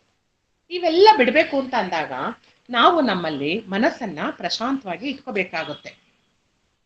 ಪ್ರಶಾಂತವಾಗಿ ಇಟ್ಕೋಬೇಕು ಅಂತಂದ್ರೆ ನಮ್ಮ ಮನಸ್ಸಿನಲ್ಲಿ ಇರ್ತಕ್ಕಂತಹ ಶುದ್ಧತೆಯನ್ನ ಪಡ್ಕೋಬೇಕು. ಶುದ್ಧತೆ ಬರೋದು ಹೇಗೆ? ಈ ಕಾಮಾನದು ಹೋಗೋವರೆಗೂ ಸಹ ಶುದ್ಧತೆ ಬರೋದಿಲ್ವಲ್ಲ, ಹೇಗೆ ನಾವು ಪಡ್ಕೊಳ್ತಕ್ಕಂಥದ್ದು? ಎಲ್ಲ ಜೀವರಾಶಿಗಳಲ್ಲೂ ಇರ್ತಕ್ಕಂತಹ ಈ ಒಂದು ಭಗವಂತನ ನಾನು ಅರ್ಥ ಮಾಡ್ಕೋಬೇಕು ಅಂತಂದ್ರೆ ಮೊದಲನೇದಾಗಿ ನನ್ನಲ್ಲಿರ್ತಕ್ಕಂತಹ ಕಾಮವನ್ನ ಗೆಲ್ಬೇಕು, ತೃಪ್ತಿಯನ್ನ ಪಡಬೇಕು. ತೃಪ್ತಿಯನ್ನ ಪಡೆಯೋದು ಹೇಗೆ? ಭಗವಂತನ ಒಂದು ಸಾಧನೆಯನ್ನ ಮಾಡೋದ್ರಲ್ಲಿ. ಆ ಸಾಧನೆ ಮಾಡ್ಬೇಕು ಅಂತಂದ್ರೆ ಗುರುಮುಖೇನ ನಾವು ಸಾಧನೆಯನ್ನ ಮಾಡ್ಬೇಕಾಗುತ್ತೆ. ಜೀವನದಲ್ಲಿ ಕಷ್ಟ ನಷ್ಟಗಳು, ನೋವು, ದುಃಖಗಳು ಎಲ್ಲ ಬರ್ತಾ ಇರ್ತದೆ. ಇವುಗಳನ್ನೆಲ್ಲ ಗೆಲ್ಬೇಕು ಅಂತ ಅಂದ್ರೆ ನಾನು ಯಾವತ್ತಿದ್ದರೂ ಸಹ ಭಗವಂತನ ಬಳಿಗೆ ಹೋಗ್ಬೇಕಾಗಿರ್ತಕ್ಕಂಥದ್ದು. ಅದಕ್ಕಾಗಿ ಶುದ್ಧವಾದ ಜೀವನವನ್ನ ನಡೆಸ್ಬೇಕು ಅನ್ನೋ ಒಂದು ದೃಢ ಸಂಕಲ್ಪವನ್ನ ನಾವು ಮಾಡ್ಬೇಕು. ಇಂಥ ಒಂದು ಆಸೆ ನನ್ನಲ್ಲಿ ಬರ್ಬೇಕು. ಅದಕ್ಕೆ ಹೇಳ್ತಾರೆ ಹೇಗೆ ಅಂತ ಅಂದ್ರೆ, ರಾಮನನ್ನ ನನಗ್ ಬೇಕೇ ಬೇಕು, ನಾ ಹಠ ಹಿಡಿಬೇಕಂತ ಅಂತ ಒಂದು ಆಸೆ ನಮ್ಮಲ್ಲಿ ಬರ್ಬೇಕು. ರಾಮ ನೀನ್ ನನಗ್ ಬೇಕೇ ಬೇಕು, ಏನ್ ಮಾಡಿದ್ರು ನಾನ್ ಬಿಡಲ್ಲ. ಹೆಂಗೆ ಒಂದು ಬಾಲ್ಯದಲ್ಲಿ ಹೇಳದ್ನಲ್ಲ, ಬಾಲ್ಯದಲ್ಲಿ ಒಂದ್ ಮಗು ಚಾಕ್ಲೇಟ್ಗಾಗಿ ಹಠ ಮಾಡ್ತು ಅಂತ ಅನ್ಬಿಟ್ಟು, ಆ ರೀತಿಯಾಗಿ ಇವಾಗ ನಾವು ಆಧ್ಯಾತ್ಮ ಜ್ಞಾನದಲ್ಲಿ ನಾವೇಗೆ ಹಠ ಮಾಡ್ಬೇಕು ಅಂದ್ರೆ, ನನ್ಗೆ ಏನಾದ್ರೂ ಆಗ್ಲಿ ರಾಮ, ನನಗ್ ನೀನ್ ಬೇಕೇ ಬೇಕು, ನೀನ್ ಏನಾದ್ರೂ ಮಾಡು, ನನ್ನನ್ನ ಕಷ್ಟ ಸಾಗರದಲ್ಲಿ ಮುಳುಗಿಸ್ತೀಯೋ, ಆನಂದದ ಸಾಗರದಲ್ಲಿ ತೇಲಿಸ್ತೀಯೋ, ತೃಪ್ತಿ ಕೊಡ್ತೀಯೋ ಇಲ್ವೋ, ನನ್ಗೆ ಏನ್ ಮಾಡ್ತೀಯೋ ಗೊತ್ತಿಲ್ಲ, ನನಗ್ ನೀನ್ ಬೇಕೇ ಬೇಕು ಅಂತಕ್ಕಂಥ ಒಂದು ಆಸೆ ನನಗೆ ಬರ್ಬೇಕಂತೆ. ಆಮೇಲೆ ಕೋಪನು ರಾಮನ ಮೇಲೆ ಬರ್ಬೇಕಂತೆ. ನಿನ್ನನ್ನ ಇಷ್ಟು ನಾನು ಭಜಿಸ್ತಾ ಇದ್ದೀನಿ, ಸ್ತುತಿಸ್ತಾ ಇದ್ದೀನಿ, ಧ್ಯಾನ ಮಾಡ್ತಾ ಇದ್ದೀನಿ, ಆರಾಧನೆ ಮಾಡ್ತಾ ಇದ್ದೀನಿ, ಇಷ್ಟು ಸೇವೆ ಮಾಡ್ತಾ ಇದ್ದೀನಿ, ಎಲ್ಲವೂ ನಿನಗಾಗಿನೇ ಸೇವೆ ಮಾಡ್ತಾ ಇದ್ದೀನಿ, ಆದ್ರೂ ಸಹ ನೀನ್ ಬರಲ್ಲ ಅಂತಂದ್ರೆ ನಾನು ಬಿಟ್ಬಿಡ್ತೀನ ನಿನ್ನ? ನೀನ್ ಕಲ್ಲಾಗಿ ಶಿಲೆಯಾಗಿ ಕುಳಿಸ್ಕೊಂಡ್ಬಿಟ್ರೆ ನಾನು ಸುಮ್ಮನಿದ್ ಬಿಡ್ತೀನ? ನೀನ್ ಎದ್ ಬರ್ಲೇಬೇಕು, ನನ್ನ ಪ್ರಶ್ನೆಗೆ ನೀನು ಉತ್ತರ ಕೊಡ್ಲೇಬೇಕು, ನೀನ್ ನನ್ನ ಕೃಪೆ ತೋರ್ಲೇಬೇಕು, ಅಲ್ಲಿ ತನಕ ನಾನು ಏನೇ ಮಾಡಿದ್ರು ಬಿಡೋದಿಲ್ಲ ಅಂತಕ್ಕಂಥ ಒಂದು ಕ್ರೋಧ, ಹಠ ಅವನಲ್ಲಿ ಬರ್ಬೇಕು. ಆ ಹಠ ಬಂದಾಗ ಅವಾಗ ಏನಾಗುತ್ತೆ, ನಾವ್ ಹೇಳಿದ್ವಲ್ಲ, ಜಿಪುಣತನ, ಲೋಭ. ಹೆಂಗೆ ಅಂತ ಅಂದ್ರೆ, ರಾಮ ನನಗೊಬ್ಬನಿಗೆ ಬರ್ಬೇಕಪ್ಪ, ಯಾರಿಗ್ ಸಿಕ್ತಾನೋ ಬಿಡ್ತಾನೋ ನನಗ್ ಗೊತ್ತಿಲ್ಲ, ಆದ್ರೆ ರಾಮ ನನಗಂತೂ ಸಿಗ್ತಾನೆ ಅನ್ನೋ ಒಂದು ಭಾವ ಬರುತ್ತಂತೆ. ಅಲ್ಲಿಯೂ ಸಹ ಮತ್ತೆ ಅವ್ನಿಗೆ ಜ್ಞಾನೋದಯ ಹೇಗೆ ಹೇಳ್ತಾರಂತೆ, ಜಿಪುಣತನ ಬಂದ್ರು ಸಹ ನಾನು ವಿವೇಕವನ್ನ ಜಾಗೃತಗೊಳಿಸ್ಕೊಂತಾ ಇದ್ದೀನಿ, ನನಗೆ ರಾಮ ಬರ್ಲಿ, ಎಲ್ರಿಗೂ ರಾಮ ದೊರಕ, ಆದ್ರೆ ನನಗೆ ದರ್ಶನ ಕೊಡು ರಾಮ ಅನ್ನೋ ಒಂದು ಆ ಒಂದು ಅಭಿಮಾನವನ್ನ ಬಿಟ್ಟು ಯಾವಾಗ್ಲೂ ಸಹ ಅವನನ್ನೇ ಸ್ಮರಿಸ್ತಾ ಇರ್ಬೇಕಂತೆ. ಅವನ ಮೇಲೆ ಹೊಟ್ಟೆ ಕಿಚ್ಚು ಬರ್ಬೇಕಂತೆ. ರಾಮ, ನೀನ್ ಎಲ್ರಿಗೂ ಒಲದ್ ಬಿಟ್ಟೆ, ನನಗ್ ಮಾತ್ರ ಒಲ್ದಿಲ್ವಲ್ಲ, ನಾನ್ ಬಿಡ್ತೇನೆ, ನನಗ್ ನಿನ್ಮೇಲೆ ತುಂಬಾ ಮೋಹ ಇದೆ, ನನಗೆ ಬೇಕೇ ಬೇಕು, ಈ ವೈರಾಗ್ಯವನ್ನ ನಾನ್ ತಾಳ್ತಾ ಇದ್ದೀನಿ ಇವತ್ತು, ಈ ವೈರಾಗ್ಯದಿಂದ ನಾನು ನೀನ್ ಪಡಿಲೇಬೇಕಾಗಿದೆ, ನೀನ್ ನನ್ನ ಹತ್ರಕ್ಕೆ ಬರ್ಲೇಬೇಕು, ಯಾಕಂದ್ರೆ ಎಲ್ಲವನ್ನೂ ಸಮರ್ಪಣೆ ಮಾಡಿದೀನಿ, ಆನಂದದ ತೃಪ್ತಿಯಿಂದ ನಾನು ನಿನ್ನ ಹತ್ರ ಬರಬೇಕು ಅನ್ನೋ ಒಂದು ದೃಢ ಸಂಕಲ್ಪವನ್ನೇ ಮಾಡಿದ್ದೀನಿ. ನೀನ್ ನನಗೆ ಬರ್ಲೇಬೇಕು, ನನಗೆ ತುಂಬಾ ಹೊಟ್ಟೆ ಕಿಚ್ಚು ಬರ್ತಾ ಇದೆ, ಎಲ್ರಿಗೂ ಒಲಿತೀಯ ನನಗೆ ಮಾತ್ರ ಒಲಿಯಲ್ವಲ್ಲ ಅಂತಕ್ಕಂಥದ್ದು ಹಠ ಬಂದಾಗ ಆ ಒಂದು ಈ 6 ಗುಣಗಳಿಂದಲೂ ಸಹ ರಾಮನೇ ಬೇಕು ಬೇಕು ಬೇಕು ಎಂಬ ಒಂದು 6 ಗುಣಗಳಿಂದಲೂ ಸಹ ಆ ಭಗವಂತನನ್ನೇ ಹಿಡಿದಾಗ ನಮಗ್ ನಿಜವಾಗ್ಲೂ ಸಹ ಆ ಸಂತೃಪ್ತಿ ಅಂತಕ್ಕಂಥದ್ದು ದೊರೀತದೆ. ರಾಮ ನಮ್ಗೆ ಒಲಿತಾನೆ, ರಾಮ ನಮ್ಗೆ ಆ ಒಂದು ದಾರಿಯನ್ನ ತೋರಿಸ್ತಾನೆ ಅಂತಕ್ಕಂಥದ್ದು. ಈ ರೀತಿ ನಮ್ಗೆ ಆಧ್ಯಾತ್ಮ ಚಿಂತನೆಯಲ್ಲಿ ಬರ್ಬೇಕು ಅಂತ ಅಂದ್ರೆ ಹೇಗೆ ಮಾಡೋದಕ್ಕೆ ಸಾಧ್ಯ? ದೃಢವಾದ ಸಂಕಲ್ಪ ಬೇಕು. ಈಗ ರಾಮ ಬೇಕು ಅಂತ ಹೇಳ್ಬಿದ್ರೆ ಸಾಲದು, ಒಳಗಡೆ ಅಂತರಂಗದಲ್ಲೂ ಸಹ ಭಾವನೆ ಇರಬೇಕು. ಒಂದು ಹಾಡು ಹಾಡಿದ್ರು ರಾಮನಿಗಾಗೆ ಹಾಡ್ತಾ ಇದ್ದೀನಿ, ಒಂದು ಸೇವೆ ಮಾಡಿದ್ರು ಸಹ ರಾಮನಿಗಾಗೆ ಸೇವೆ ಮಾಡ್ತಾ ಇದ್ದೀನಿ, ಒಂದು ಮಾತಾಡ್ತಾ ಇದ್ರು ಸಹ ಆ ಒಂದು ರಾಮನ ಸೇವೆಗಾಗಿ ಸೇವೆ ಮಾಡ್ತಾ ಇದ್ದೀನಿ, ಚಿತ್ತ ಶುದ್ಧಿಯನ್ನ ಮಾಡ್ಕೊತಾ ಇದ್ದೀನಿ. ಪೂರ್ಣ ಶುದ್ಧಾತ್ಮರಾಗ್ಬೇಕು. ಹೇಗೆ ಶುದ್ಧತೆ ಆಗ್ಬೇಕು ಅಂತಂದ್ರೆ, ಹಾಲಿನ ಬಟ್ಲು ಹೇಗೆ ಹಾಲು ಹಾಲಾಗೆ ಇರುತ್ತೋ ಹಾಗೆ ನಾನು ಹಾಗೇ ಇರಬೇಕು ಅಂತ ಒಂದು ಶುದ್ಧತೆನ ನಾನು ಪಡ್ಕೊಳ್ಳೇಬೇಕು ಅಂತಕ್ಕಂಥದ್ದು ನನಗೆ ಬರಬೇಕು. ಹಿಂದಿನ ನೆನಪುಗಳು ನಮ್ಗೆ ಕಾಡ್ತಾ ಬರ್ತವೆ. ಆ ಟೈಮಲ್ಲಿ ಏನಾಗುತ್ತೆ, ಏನೇನೋ ದುಃಖದ ನೋವುಗಳು ನೆನಪುಗಳು ಬಂದು ಬಂದು ಬಂದು ಬಂದು ನಮ್ಮನ್ನ ಮತ್ತೆ ಆಸೆ ಆಕಾಂಕ್ಷೆಗಳಿಗೆ ಮತ್ತೆ ಕ್ರೋಧಕ್ಕೆ ವಿವೇಕವನ್ನ ಕಳ್ಕೊಳ್ಳುತ್ತೆ. ಆ ಒಂದು ಜಾಗೃತಗೊಳಿಸ್ತಲೇ ಮತ್ತೆ ನಾವು ಸಮಸ್ಯೆಯಲ್ಲಿ ಸಿಲುಕೊಳ್ಳೋ ಹಾಗೆ ಮಾಡುತ್ತೆ. ಸಿಲುಕೊಂಡಾಗೆಲ್ಲ ಮತ್ತೆ ಮತ್ತೆ ಬಿಡಿಸ್ಕೊಳ್ತಾ ಹೋಗ್ಬೇಕು ನಾವು. ಈ ಒಂದು ಅರಿಷಡ್ವರ್ಗಗಳು ಹೇಗೆ ಅಂತ ಅಂದ್ರೆ, ನಮ್ಮದು ಕಡೆ ಉಸಿರಿರೋವರೆಗೂ ಸಹ ನಮ್ಮನ್ನ ಬಿಡೋದಿಲ್ಲ. ಅದು ನಮ್ಮನ್ನ ಹಿಂಡಿ ಹಿಂಡಿ ಹಾಕ್ತಾನೇ ಇರ್ತದೆ. ಆ ಕಷ್ಟಗಳು ಬರ್ತಾನೆ ಇರ್ತದೆ. ಅದಕ್ಕೆ ಒಬ್ಬ ಭಕ್ತ ಹೇಳ್ತಾನೆ, ಅಲ್ಲ ನನಗೆ ಎಷ್ಟು ಕಷ್ಟಗಳನ್ನ ಕೊಟ್ಟರು ಪರವಾಗಿಲ್ಲ, ತುಂಬಾ ನೋವನ್ನು ಕೊಡ್ತಾ ಇದೀಯಾ, ಕಷ್ಟ ಕೊಡ್ತಾ ಇದೀಯಾ, ನನಗೆ ಹೇಗಿರ್ಬೇಕು ಅಂತಲೂ ಗೊತ್ತಾಗ್ತಾ ಇಲ್ಲ, ಅಷ್ಟು ನೋವಾಗ್ತಾ ಇದೆ, ಆದ್ರೂ ಸಹ ನಾನು ತೃಪ್ತಿಯಾಗಿ ಇರ್ತೀನಿ. ಆದ್ರೆ ಒಂದೇ ಒಂದು ನನಗೆ ಬೇಸರ ಆಗ್ತಾ ಇದೆ. ಏನು ಅಂತಂದ್ರೆ, ಈ ಕಷ್ಟ ನೋವುಗಳನ್ನೆಲ್ಲ ಅನುಭವಿಸಿರ್ತಕ್ಕಂಥವನ್ನು ನೀನಲ್ವೇ, ಯಾಕೆಂದ್ರೆ ನನ್ನೊಳಗಿರ್ತಕ್ಕಂಥವನು ನೀನೇ ಕಷ್ಟಗಳನ್ನೆಲ್ಲ ಅನುಭವಿಸ್ತಾ ಇದೀಯಾ, ನಾನು ಇದನ್ನೆಲ್ಲ ಕೇವಲ ಸಾಕ್ಷಿಯಾಗಿ ನೋಡ್ತಾ ಇದ್ದೀನಿ ಅಷ್ಟೇ. ಅದಕ್ಕಾಗಿ ಇದನ್ನು ಹೇಗೆ ಬಿಡಿಸ್ಕೊಳ್ತಕ್ಕಂಥದ್ದು ಅಂತಕ್ಕಂಥದ್ದು ನೀನೇ ದಾರಿ ತೋರ್ಬೇಕು ಅಂತಕ್ಕಂಥದ್ದನ್ನ ಭಗವಂತನಲ್ಲಿ ಪ್ರಾರ್ಥನೆ ಮಾಡ್ತಾನಂತೆ ಅವನು.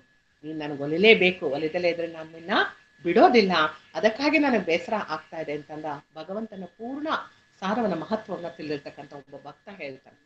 ಇನ್ನೂ ಒಬ್ಬ ಭಕ್ತ ಹೇಳ್ತಾನೆ, ನೋಡಿ ಇಷ್ಟೆಲ್ಲಾ ನಿನ್ನನ್ನ ಭಜಿಸಿ ಸ್ತುತಿಸಿ ಎಲ್ಲ ಹಾಡಿ ಎಲ್ಲರೂ ಮಾಡ್ತಾ ಇದಾರೆ, ಆದ್ರೂ ಸಹ ನೀನ್ ಒಲಿಲಿಲ್ಲ ಅಂದ್ರೆ ಒಂದು ಚೆನ್ನಾಗಿ ಜ್ಞಾಪಕ ಇಟ್ಕೋ, ನಿನ್ನ ನಾಳೆ ಭಜಿಸ್ತಕ್ಕಂಥದ್ದು ಸ್ತುತಿಸ್ತಕ್ಕಂಥವ್ರು ಯಾರು ನಿನ್ಗಿರೋದಿಲ್ಲ ಅಂತ ಭಗವಂತನಿಗೆ ಕಂಡೀಷನ್ ಹಾಕ್ತಾನೆ, ರೋಪ ಹಾಕ್ತಾನೆ.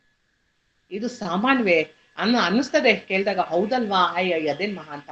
ನಾವು ಹಾಕಕ್ ನೋಡೋಣ ಪ್ರಯತ್ನ ಮಾಡಿ, ಆಗೋದಿಲ್ಲ. ಯಾಕೆಂದ್ರೆ ಯಾವಾಗ ನಮ್ಮಲ್ಲಿ ಶುದ್ಧತೆ ಇರುತ್ತೆ, ಜ್ಞಾನ ಇರುತ್ತೆ, ತೃಪ್ತಿ ಇರುತ್ತೆ, ಎಲ್ಲದರಲ್ಲೂ ಭಗವಂತ ಏನ್ ಕೊಟ್ಟಿದ್ದಾನೆ ಅದ್ರಲ್ಲಿ ನಾನು ತೃಪ್ತಿ ಹೊಂತ ಆನಂದದ ಜೀವನವನ್ನ ನಡೆಸ್ತಾ ಆಧ್ಯಾತ್ಮದ ಜೀವನನ ಉಸಿರಾಗಿಟ್ಕೊಂಡು ಜೀವನವನ್ನ ಸಾಗಿಸ್ತಾ ಇರ್ತಕ್ಕಂಥವನಿಗೆ ಮಾತ್ರ ಈ ಮಾತು ಹೇಳೋದಕ್ಕೆ ಸಾಧ್ಯ ಆಗುತ್ತೆ. ಎಲ್ರೂ ಈ ಮಾತನ್ನ ಹೇಳೋದಕ್ಕೆ ಸಾಧ್ಯ ಆಗೋದಿಲ್ಲ. ಹಾಗಾಗಿ ಈ ಒಂದು ಸನ್ಮಾರ್ಗದಲ್ಲಿ ನಾವು ನಡೀತಾ ಹೋಗ್ಬೇಕು. ಆಗ ಮಾತ್ರ ನಾವು ಪಡೆಯೋದಕ್ಕೆ ಸಾಧ್ಯ ಆಗುತ್ತೆ. ಹಾಗಾದ್ರೆ ಭಗವಂತನ ಪಡ್ಕೊಳ್ಳೋದು ಹೇಗೆ, ಭಗವಂತ ಎಲ್ಲಿದ್ದಾನೆ, ಈ ಒಂದು ಆಸೆ ನನಗೆ ಹುಟ್ಟಿದೆ ಅಂತಕ್ಕಂಥದಕ್ಕೆ ಇನ್ನೂ ಒಂದು ಸಣ್ಣ ಪುಟ್ಟ ಕಥೆ ನೋಡೋಣ. ಒಬ್ಬ ಭಕ್ತ ಆತ ವಯಸ್ಸಾಗಿರ್ತಕ್ಕಂಥವನು, ನಾನು ದೇವ್ರನ್ನ ನೋಡ್ಬೇಕು, ದೇವ್ರು ಹೇಗಿದ್ದಾನೆ, ದೇವ್ರು ಎಲ್ಲಿದ್ದಾನೆ, ದೇವ್ರು ಎಲ್ಲಿ ಸಿಗ್ತಾನೆ, ನನಗೆ ತುಂಬಾ ಆಸೆ ಆಗ್ಬಿಟ್ಟಿದೆ, ಮುಮುಕ್ಷತ್ವ ತೀವ್ರತೆ ಅಂತ ಹೇಳ್ತೀವಿ, ಆ ಒಂದು ಸ್ಥಿತಿ ನನಗೆ ಬಂದಿದೆ, ನನಗೆ ಬೇಕೇ ಬೇಕು ಅಂತ ಮನೇಲಿ ಎಲ್ರಿಗೂ ಕೇಳ್ತಾ ಇರ್ತಾರೆ. ಅದಕ್ಕೆ ಭಗವಂತನನ್ನ ಧ್ಯಾನ ಮಾಡು, ಚಿಂತನೆ ಮಾಡು, ನಿನಗೆ ದೊರಕ್ತಾರೆ ಅಂತ ಹೇಳ್ತಾ ಇರ್ತಾರೆ. ಕೊನೆಗೊಂದಿನ ಏನಾಗುತ್ತೆ, ನಾನು ಭಗವಂತನ ಇವತ್ತು ನಾನು ನೋಡ್ಲೇಬೇಕು, ಏನಾದ್ರೂ ಆಗ್ಲಿ ಇವತ್ತು ಭಗವಂತನ ದರ್ಶನ ಮಾಡ್ಲೇಬೇಕು ಅಂತ ಅಂದ್ಬಿಟ್ಟು ಅವನು ಮನೆ ಬಿಟ್ಟು ಹೊರಟು ಬಿಡ್ತಾನೆ. ಹೋಗ್ತಾ ಇದ್ದಾನೆ, ಸುಮ್ನೆ ಎಲ್ಲಿದ್ದಾನೆ ಭಗವಂತ ಗೊತ್ತಿಲ್ಲ, ಒಟ್ನಲ್ಲಿ ಸುಮ್ನೆ ಹೋಗ್ತಾ ಇದ್ದಾನೆ. ಇನ್ನೊಂದು ಮನೇಲಿ ಒಂದು ಚಿಕ್ಕ ಮಗು, ಅಮ್ಮ ದೇವ್ರು ಅಂದ್ರೆ ಹೇಗಿರ್ತಾನೆ, ಏನ್ ಮಾಡ್ತಾ ಇರ್ತಾನೆ, ಎಲ್ಲಿ ದೊರಕ್ತಾನೆ, ಅವನ ಹತ್ರ ನಾನು ಮಾತಾಡ್ಬೇಕಲ್ಲ, ಅವನನ್ನ ನಾನು ಪ್ರತ್ಯಕ್ಷ ನೋಡ್ಬೇಕಲ್ಲ ಅಂತ ಅಂದ್ಬಿಟ್ಟು ಮಗು ಕೇಳ್ತಾ ಇರತ್ತೆ. ಮಗು ಹಾಗೆಲ್ಲ ದೊರಕೋದಿಲ್ಲಮ್ಮ, ಮಗು ನಮ್ ಕಣ್ಣು ಕಾಣೋದಿಲ್ಲ ಪುಟ್ಟ, ದೇವ್ರು ನೀನು ದೇವ್ರನ್ನ ಭಜಿಸೋ, ಅವಾಗ ಅವನ ಆನಂದ ಕೊಡ್ತಾನೆ, ನಿನಗೆ ಆಮೇಲೆ ಗೊತ್ತಾಗುತ್ತವೆ ಎಲ್ಲ ಅಂತ ಹೇಳ್ತಾನೆ ಇರ್ತಾರೆ. ಈ ಮಗುಗ್ ಸಮಾಧಾನ ಆಗೋದಿಲ್ಲ. ಯಾವ ಪ್ರಶ್ನೆ ಕೇಳಿದ್ರು ಅವ್ರ ತಂದೆ ತಾಯಿ ಕೊಟ್ಟಂತ ಉತ್ತರ ಸಮಾಧಾನ ಆಗಿರೋದಿಲ್ಲ. ಹಾಗಾಗಿ ಆ ಮಗು ಏನ್ ಮಾಡತ್ತೆ, ನಾನು ಇವತ್ತು ಏನಾದ್ರಾಗ್ಲಿ ದೇವ್ರ ಜೊತೆ ನಾನು ಮಾತಾಡ್ಲೇಬೇಕು, ದೇವ್ರನ್ನ ನೋಡ್ಬೇಕು ಅಂದ್ಬಿಟ್ಟು ಹೊರಟ್ಬಿಡುತ್ತೆ ಮಗು. ಸರಿ, ಹೋಗ್ತಾ ಹೋಗ್ತಾ ಹೋಗ್ತಾ ದಾರಿಲಿ ಬಾಯಾರಿಕೆ ಆದ್ರೆ ಸ್ವಲ್ಪ ನೀರಿರ್ಲಿ, ಸ್ವಲ್ಪ ತಿನ್ನೋದು ಬಿಸ್ಕತ್ ಇರ್ಲಿ ಅಂತ ಅಂದ್ಬಿಟ್ಟು ಬಿಸ್ಕತ್ ತಿನ್ನೋದು ತಗೊಂಡು ಹೋಗುತ್ತೆ. ಹೋಗ್ತಾ ಹೋಗ್ತಾ ಹೋಗ್ತಾ ಏನಾಗುತ್ತೆ, ಗೊತ್ತಿಲ್ದಲೇನೆ ಆ ಒಂದು ವೃದ್ಧ ವಯಸ್ಸಾಗಿರ್ತಕ್ಕಂತಹ ಒಬ್ಬ ಮುದುಕನು ಅದೇ ದಾರಿಲಿ ಬಂದ, ಈ ಒಂದು ಮಗುನು ಸಹ ಅದೇ ದಾರಿಲಿ ಬರುತ್ತೆ. ಆವಾಗ ಆ ತಾತ ತುಂಬಾ ಸಾಕಾಗ್ಬಿಟ್ಟು ಆ ತಾತ ಒಂದು ಮರದ ಕೆಳಗೆ ಕುಳಿತುಕೊಳ್ತಾರೆ. ಈ ಮಗು ಕೇಳುತ್ತೆ, ತಾತ ತುಂಬಾ ಆಯಾಸ ಆಗ್ತಾ ಇದೀಯಾ ನಿನಗೆ, ಕುಡಿಯಕ್ ನೀರ್ ಬೇಕಾ ಅಂತ ಕೇಳುತ್ತೆ. ಹೌದು ಅಂತ. ಸರಿ ನೀರು ಕೊಡ್ತಲೆ, ಕುಡಿತಾರೆ ನೀರು. ಆಮೇಲಿಂದ ತುಂಬಾ ಹಸುವಾಗ್ತಿದ್ಯಾ, ತಿನ್ನು ಒಂದ್ ಬಿಸ್ಕತ್ತು ಅಂತ ಹೇಳುತ್ತೆ. ಕೊಡ್ತಾರೆ, ಆ ಬಿಸ್ಕತ್ತು ತಿನ್ನುತ್ತೆ. ಅವಾಗ ಆ ಮಗುಗೆ ಆ ಬಿಸ್ಕತ್ತು ಕೊಟ್ಟಾಗ, ಆ ತಾತನ್ಗೆ ನೀರ್ ಕೊಟ್ಟು ಬಿಸ್ಕತ್ ಕೊಟ್ಟಾಗ ಆ ಮಗುಗೆ ಏನೋ ಒಂದು ಆನಂದ ಸಿಗುತ್ತೆ. ಆ ಮಗುಗೆ ಏನನ್ಸುತ್ತೆ ಅಂದ್ರೆ ಇವರೇ ದೇವ್ರು ಅಂತ ಅನ್ಸ್ಬಿಡುತ್ತೆ.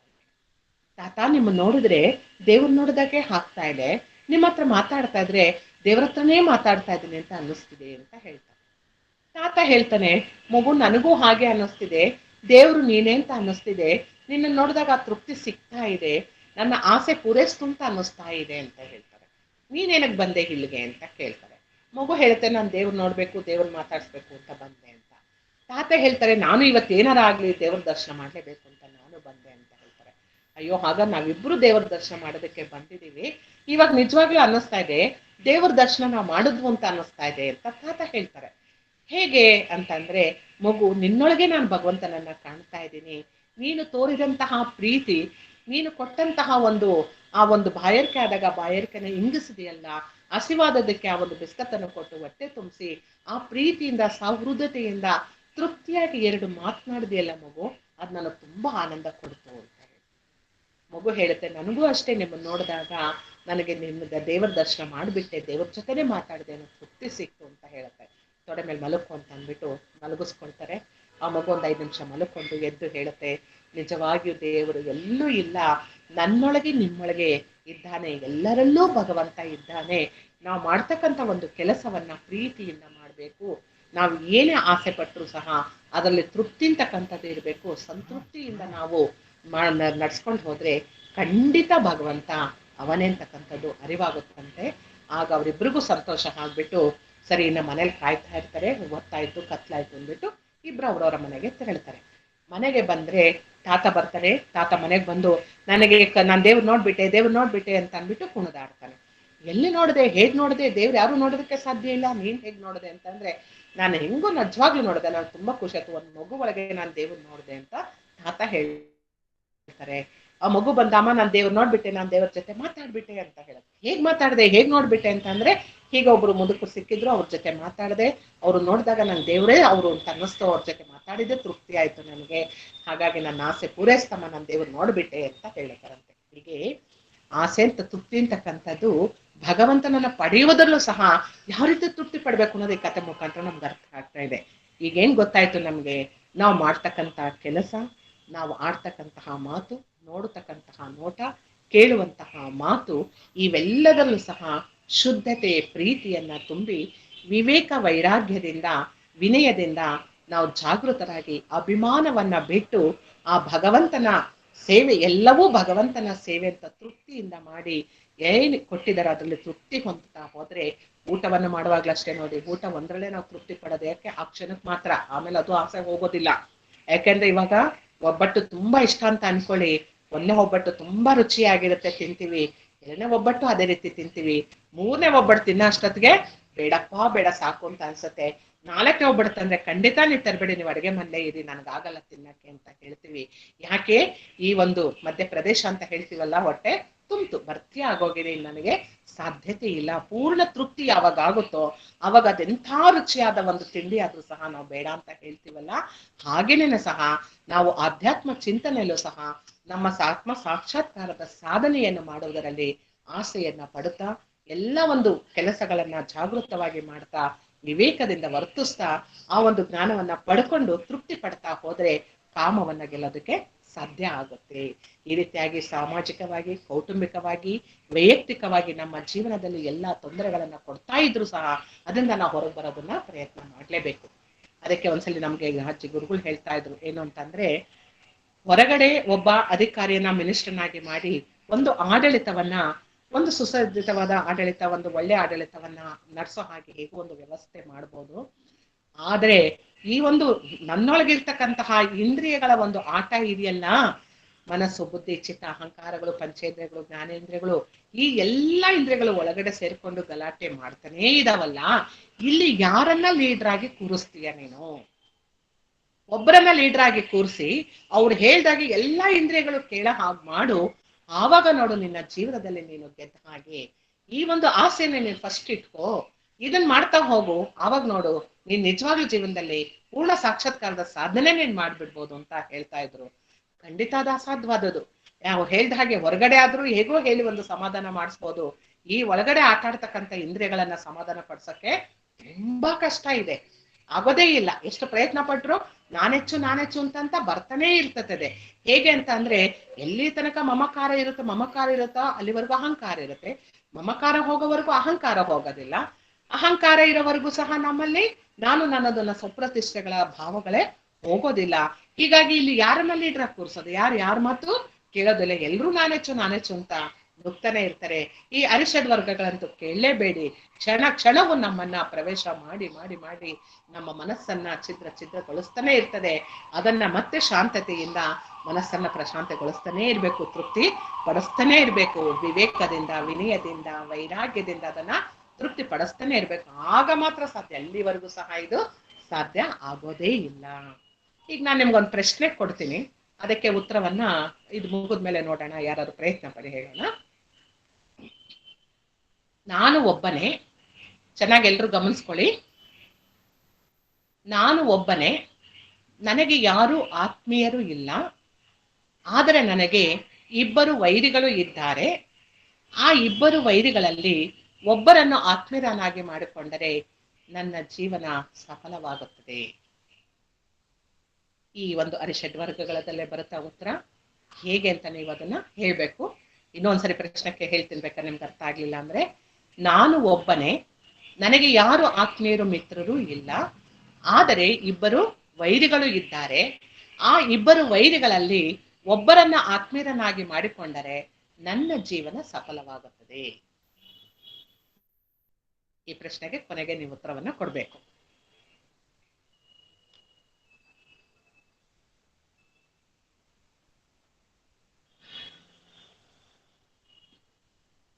ಹೀಗೆ ನಮ್ಮಲ್ಲಿ ಆ ಒಂದು ಸನ್ಮಾರ್ಗದಲ್ಲಿ ಅರಿಷಡ್ ವರ್ಗಗಳನ್ನ ಗೆಲ್ಬೇಕು ಅಂತ ಬಂದ್ರೆ ದೃಢವಾದ ಸಂಕಲ್ಪ ಇರಬೇಕು. ನಮ್ಮ ಹೃದಯದಲ್ಲಿ ತರಬೇತಿಯನ್ನ ಕೊಡ್ತಾ ಹೋಗ್ಬೇಕು. ಹೇಗೆ ಅಂತ ಅಂದ್ರೆ, ಬುದ್ಧಿಗೆ ನಾವು ಸರಿಯಾದ ಒಂದು ಜೀವನ ಮೌಲ್ಯಗಳ ವಿಷಯಗಳಲ್ಲಿ ತರಬೇತಿಯನ್ನ ಕೊಡ್ತಾ ಹೋದ್ರೆ ಹಾಗೆ ಒಂದು ಅರಿಷಡ್ ವರ್ಗಗಳನ್ನ ಗೆಲ್ಲೋದಕ್ಕೆ ಸಾಧ್ಯ ಆಗುತ್ತೆ. ಆದ್ರೆ ಈ ಮನಸ್ಸಿದೆಯಲ್ಲ, ನಾವು ಡಿ ವಿ ಜಿ ಅವ್ರ ಮಂಕುತಿಮ್ಮನ ಕಗ್ಗದಲ್ಲಿ ಹೇಳ್ತಾರಲ್ಲ, 2 ಕೋಣೆಗಳ ಮಾಡು ನೀ ಮನದಾಲಿಯದಿ, ಹೊರ ಕೋಣೆಯಲ್ಲಿ ಲೋಗರ ಆಟಗಳ ನಾಡು, ವಿರಮಿಸೊಬ್ಬನೆ ಮೌನದಳು ಶಾಂತಿಯ ಮನೆಯಲ್ಲಿ, ಹೊರಯೋಗ ಸೂತ್ರವಿದು ಮಂಕುತಿಮ್ಮನ ಹಾಗೆ. ಈ ಒಂದು ಮನಸ್ಸನ್ನ ಪ್ರಶಾಂತಗೊಳಿಸ್ಬೇಕು ಅಂತಂದ್ರೆ ನಾನು ತೃಪ್ತರಾಗ್ಬೇಕು. ಆ ತೃಪ್ತರಾಗ್ಬೇಕು ಅಂತ ಅಂದ್ರೆ ಜೀವನದಲ್ಲಿ ನಾವು ಆ ಒಂದು ಮನಸ್ಸನ್ನ ಬಾಹ್ಯವಾದ ಜೀವನಕ್ಕೆ ಮೀಸಲಾಗಿಟ್ಟು ಇನ್ನೊಂದು ಒಳಗಿರ್ತಕ್ಕಂಥ ಅಂತರಂಗದ ಮನಸ್ಸನ್ನ ಪೂರ್ಣವಾಗಿ ಶುದ್ಧವಾಗಿ ಇಡ್ಬೇಕು. ಈ ಒಂದು ಬಾಹ್ಯದ ಮನಸ್ಸು, ಆಂತರಿಕ ಮನಸ್ಸು ಎರಡನ್ನೂ ಶುದ್ಧವಾಗಿ ಇಡ್ಬೇಕು ಅಂತ ಅಂದ್ರೆ ಕೇವಲ ನಾವು ತೃಪ್ತಿ ಅದರ ಒಂದು ಆಸೆಗಳನ್ನ, ಭಗವಂತನ ಒಂದು ಆಸೆ, ತೃಪ್ತಿ ಅಂತ ಹೇಳೋದಲ್ಲ, ತೃಪ್ತಿ ಪಡೋ ಒಂದು ಸಾಧ್ಯತೆ ಮಾಡ್ಕೊಂಡ್ರೆ ಮಾತ್ರ ಆಗುತ್ತೆ.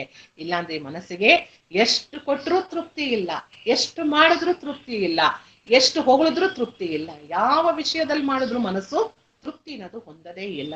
ಅದಕ್ಕೆ ಆ ಮನಸ್ಸಿಗೆ ಮೊದಲು ತೃಪ್ತಿ ಪಡೋದನ್ನ ನಾವು ಅಭ್ಯಾಸ ಮಾಡಿಸ್ಬಿಟ್ರೆ ಈ ಒಂದು 2 ಕೋಣೆಗಳ ಮಾಡು ನಿಮ್ಮ ಮನದಾಲಯದಲ್ಲಿ ನಾವು ಆರಾಮಾಗಿ ಒಂದು ಸಾಧನೆಯನ್ನ ಮಾಡೋದಕ್ಕೆ ಸಾಧ್ಯ ಆಗುತ್ತೆ. ಅದಕ್ಕೆ ಅವ್ರು ಹೇಳ್ತಾರೆ, ಯಾತಕ್ಕೆ ಮನಸ್ಸನ್ನ ಪ್ರಶಾಂತಗೊಳಿಸ್ಬೇಕು ಅಂದ್ರೆ ಈ ಒಂದು ತೃಪ್ತಿ ಅಂತಕ್ಕಂಥದ್ದು ಒಂದು ಕಾಮ ನಮ್ಮನ್ನ ಆಟ ಆಡಿಸ್ತಾ ಇದೆ. ಹೇಗೆ ಅಂತ ಅಂದ್ರೆ ಆ ಒಂದು ಕಾಮದ ಆಸೆ ಹೇಗಾಗಿದೆ ಅಂದ್ರೆ ಆಸೆಗಳು ಹೋಗಿ ಹೋಗಿ ವಾಸನೆಗಳ ಎಳೆತಕ್ಕೆ ನಾವು ಸಿಲುಕೊಂಡ್ಬಿಟ್ಟಿದೀವಿ. ಮಂಕುತಿಮ್ಮನ ಕಗ್ಗದಲ್ಲಿ ಡಿ ವಿ ಜಿ ಅವ್ರು ಹೇಳ್ತಾರೆ, ದಾಸರೋ ನಾವೆಲ್ಲ ಶುನಕ ಆನಂದದಿ ಜಗಕ್ಕೆ, ವಾಸನೆಗಳೆಳೆತಕ್ಕೆ ದಿಕ್ಕು ದಿಕ್ಕಿನಲ್ಲಿ, ಪಾಶಗಳು ಹೊರಗೆ ಕೊಂಡಿಗಳು ನಮ್ಮೊಳಗೆ, ವಾಸನಾಕ್ಷಯ ಮೋಕ್ಷ ಮಂಕುತಿಮ್ಮನ ಹಾಗೆ. ನಮ್ಮ ಒಂದು ಆಸೆಗಳನ್ನ ಪೂರೈಸ್ಕೊಳ್ಳೋವರೆಗೂ ಸಹ ಈ ವಾಸನೆಗಳು ಹೋಗೋದಿಲ್ಲ, ವಾಸನೆಗಳು ಮುಗಿಯವರೆಗೂ ಆಸೆಗಳು ಬಿಡೋದಿಲ್ವಂತೆ. ಇವೆರಡೂ ಒಂದೇ ನಾಣ್ಯದ 2 ಮುಖ ಅಂತೆ. ಇವೆರಡನ್ನು ಪೂರೈಸ್ಕೋಬೇಕು ಅಂದ್ರೆ ಏನ್ ಮಾಡ್ಬೇಕು ಹೇಳೋದಲ್ಲ, ಸಂತೃಪ್ತಿ, ತೃಪ್ತಿಯನ್ನ ಹೊಂದುವುದು ಬಿಟ್ಟರೆ ಬೇರೆ ಮಾರ್ಗಗಳು ನಮ್ಮಲ್ಲಿ ಇಲ್ಲ. ಇದನ್ನೆಲ್ಲ ಮಾಡ್ಕೋಬೇಕು ಅಂದ್ರೆ ನಾವು ಸಂಸ್ಕಾರವನ್ನ ಪಡ್ಕೊಂಡು ಬಂದು ಆ ಜ್ಞಾನವನ್ನ ಪಡ್ಕೊಂಡು ಗುರು ಮುಖೇನ ತಿಳ್ಕೊಂಡು ಸಾಧನೆ ಮಾಡ್ತಾ ಹೋದ್ರೆ ಸಾಧ್ಯ ಆಗುತ್ತೆ. ಯೋಗಾಭ್ಯಾಸಗಳನ್ನ ಮಾಡ್ತಾ ಧ್ಯಾನವನ್ನ ಮಾಡ್ಬೇಕು. ಎಲ್ಲದಕ್ಕಿಂತ ನೋಡಿ ಈ ಆಸೆಯನ್ನ ಬ್ರೇಕ್ ಹಾಕ್ಬೇಕು, ತೃಪ್ತಿ ಪಡಿಸ್ಬೇಕು ಅಂದ್ರೆ ಧ್ಯಾನ ಒಂದ್ರಿಂದ ಮಾತ್ರ ಸಾಧ್ಯ ಆಗುತ್ತೆ. ಧ್ಯಾನ ಮಾಡಿದಾಗ ಏನಾಗುತ್ತೆ, ಮನಸ್ಸು ಪ್ರಶಾಂತವಾಗುತ್ತೆ, ಚಿತ್ತ ಶುದ್ಧಿ ಆಗುತ್ತೆ, ತೃಪ್ತಿ ಅಂತಕ್ಕಂಥದ್ದು ಬರುತ್ತೆ. ಅಲ್ಲೂ ಸಹ ಕಾಡುತ್ತೆ, ಬಿಡೋದಿಲ್ಲ. ಧ್ಯಾನ ಕುಳಿತಾಗ ಏನಾಗುತ್ತೆ, ನಾವು ಬೆಳೆದಲ್ಲಿರೋ ಯೋಚನೆಗಳು, ನೆಗೆಟಿವ್ ಥಾಟ್ಸೇ ಬರುತ್ತೆ ಬರುತ್ತೆ ಬರುತ್ತೆ, ಅಷ್ಟು ರಾಶಿ ರಾಶಿಯಾಗಿ ಬರುತ್ತಾ ನೆಗೆಟಿವ್ ಥಾಟ್ಸು. ಅದನ್ನೆಲ್ಲ ತೆಗ್ದು ಹಾಕ್ಬೇಕು.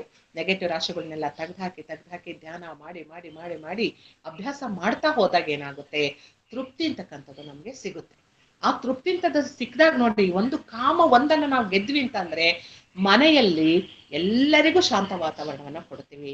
ಮನದಲ್ಲೂ ಸಹ ಶಾಂತವಾದ ಪ್ರಶಾಂತತೆಯಿಂದ ನಾವಿರೋದಕ್ಕೆ ಸಾಧ್ಯ ಆಗುತ್ತೆ. ಅದಕ್ಕೆ ದಾರಿ ಯಾವುದು? ಧ್ಯಾನ ಒಂದೇ. ಧ್ಯಾನವನ್ನ ನಾವು ಹೆಚ್ಚಾಗಿ ಮಾಡ್ತಾ ಹೋಗ್ಬೇಕು. ನಾಮಸ್ಮರಣೆ ಕರ್ಮದಿಂದ ಮಾಡ್ತಾ ಹೋಗ್ತೀವಿ. ನಾಮಸ್ಮರಣೆನ ಮಾಡ್ತಾ ಮಾಡ್ತಾ ಮಾಡ್ತಾ ಧ್ಯಾನದಲ್ಲಿ ನಾವು ಕುಳಿತಾಗ ಈ ಒಂದು ಸಂತೃಪ್ತಿ ಅಂತಕ್ಕಂಥದ್ದು ದೊರಕುತ್ತೆ. ಕೋಪ ಅಂತಕ್ಕಂಥದ್ದು ತಾನೇ ಕಡಿಮೆ ಆಗೋಗುತ್ತೆ. ಎಲ್ಲರಿಗೂ ಕ್ಷಮಾಗುಣವನ್ನ ಕೊಡೋದ್ರಿಂದ, ವಿನಯದಿಂದ, ವೈರಾಗ್ಯದಿಂದ ನಾವು ಇವನ್ನೆಲ್ಲ ಪಡೆಯೋದಕ್ಕೆ ಸಾಧ್ಯ ಆಗುತ್ತೆ.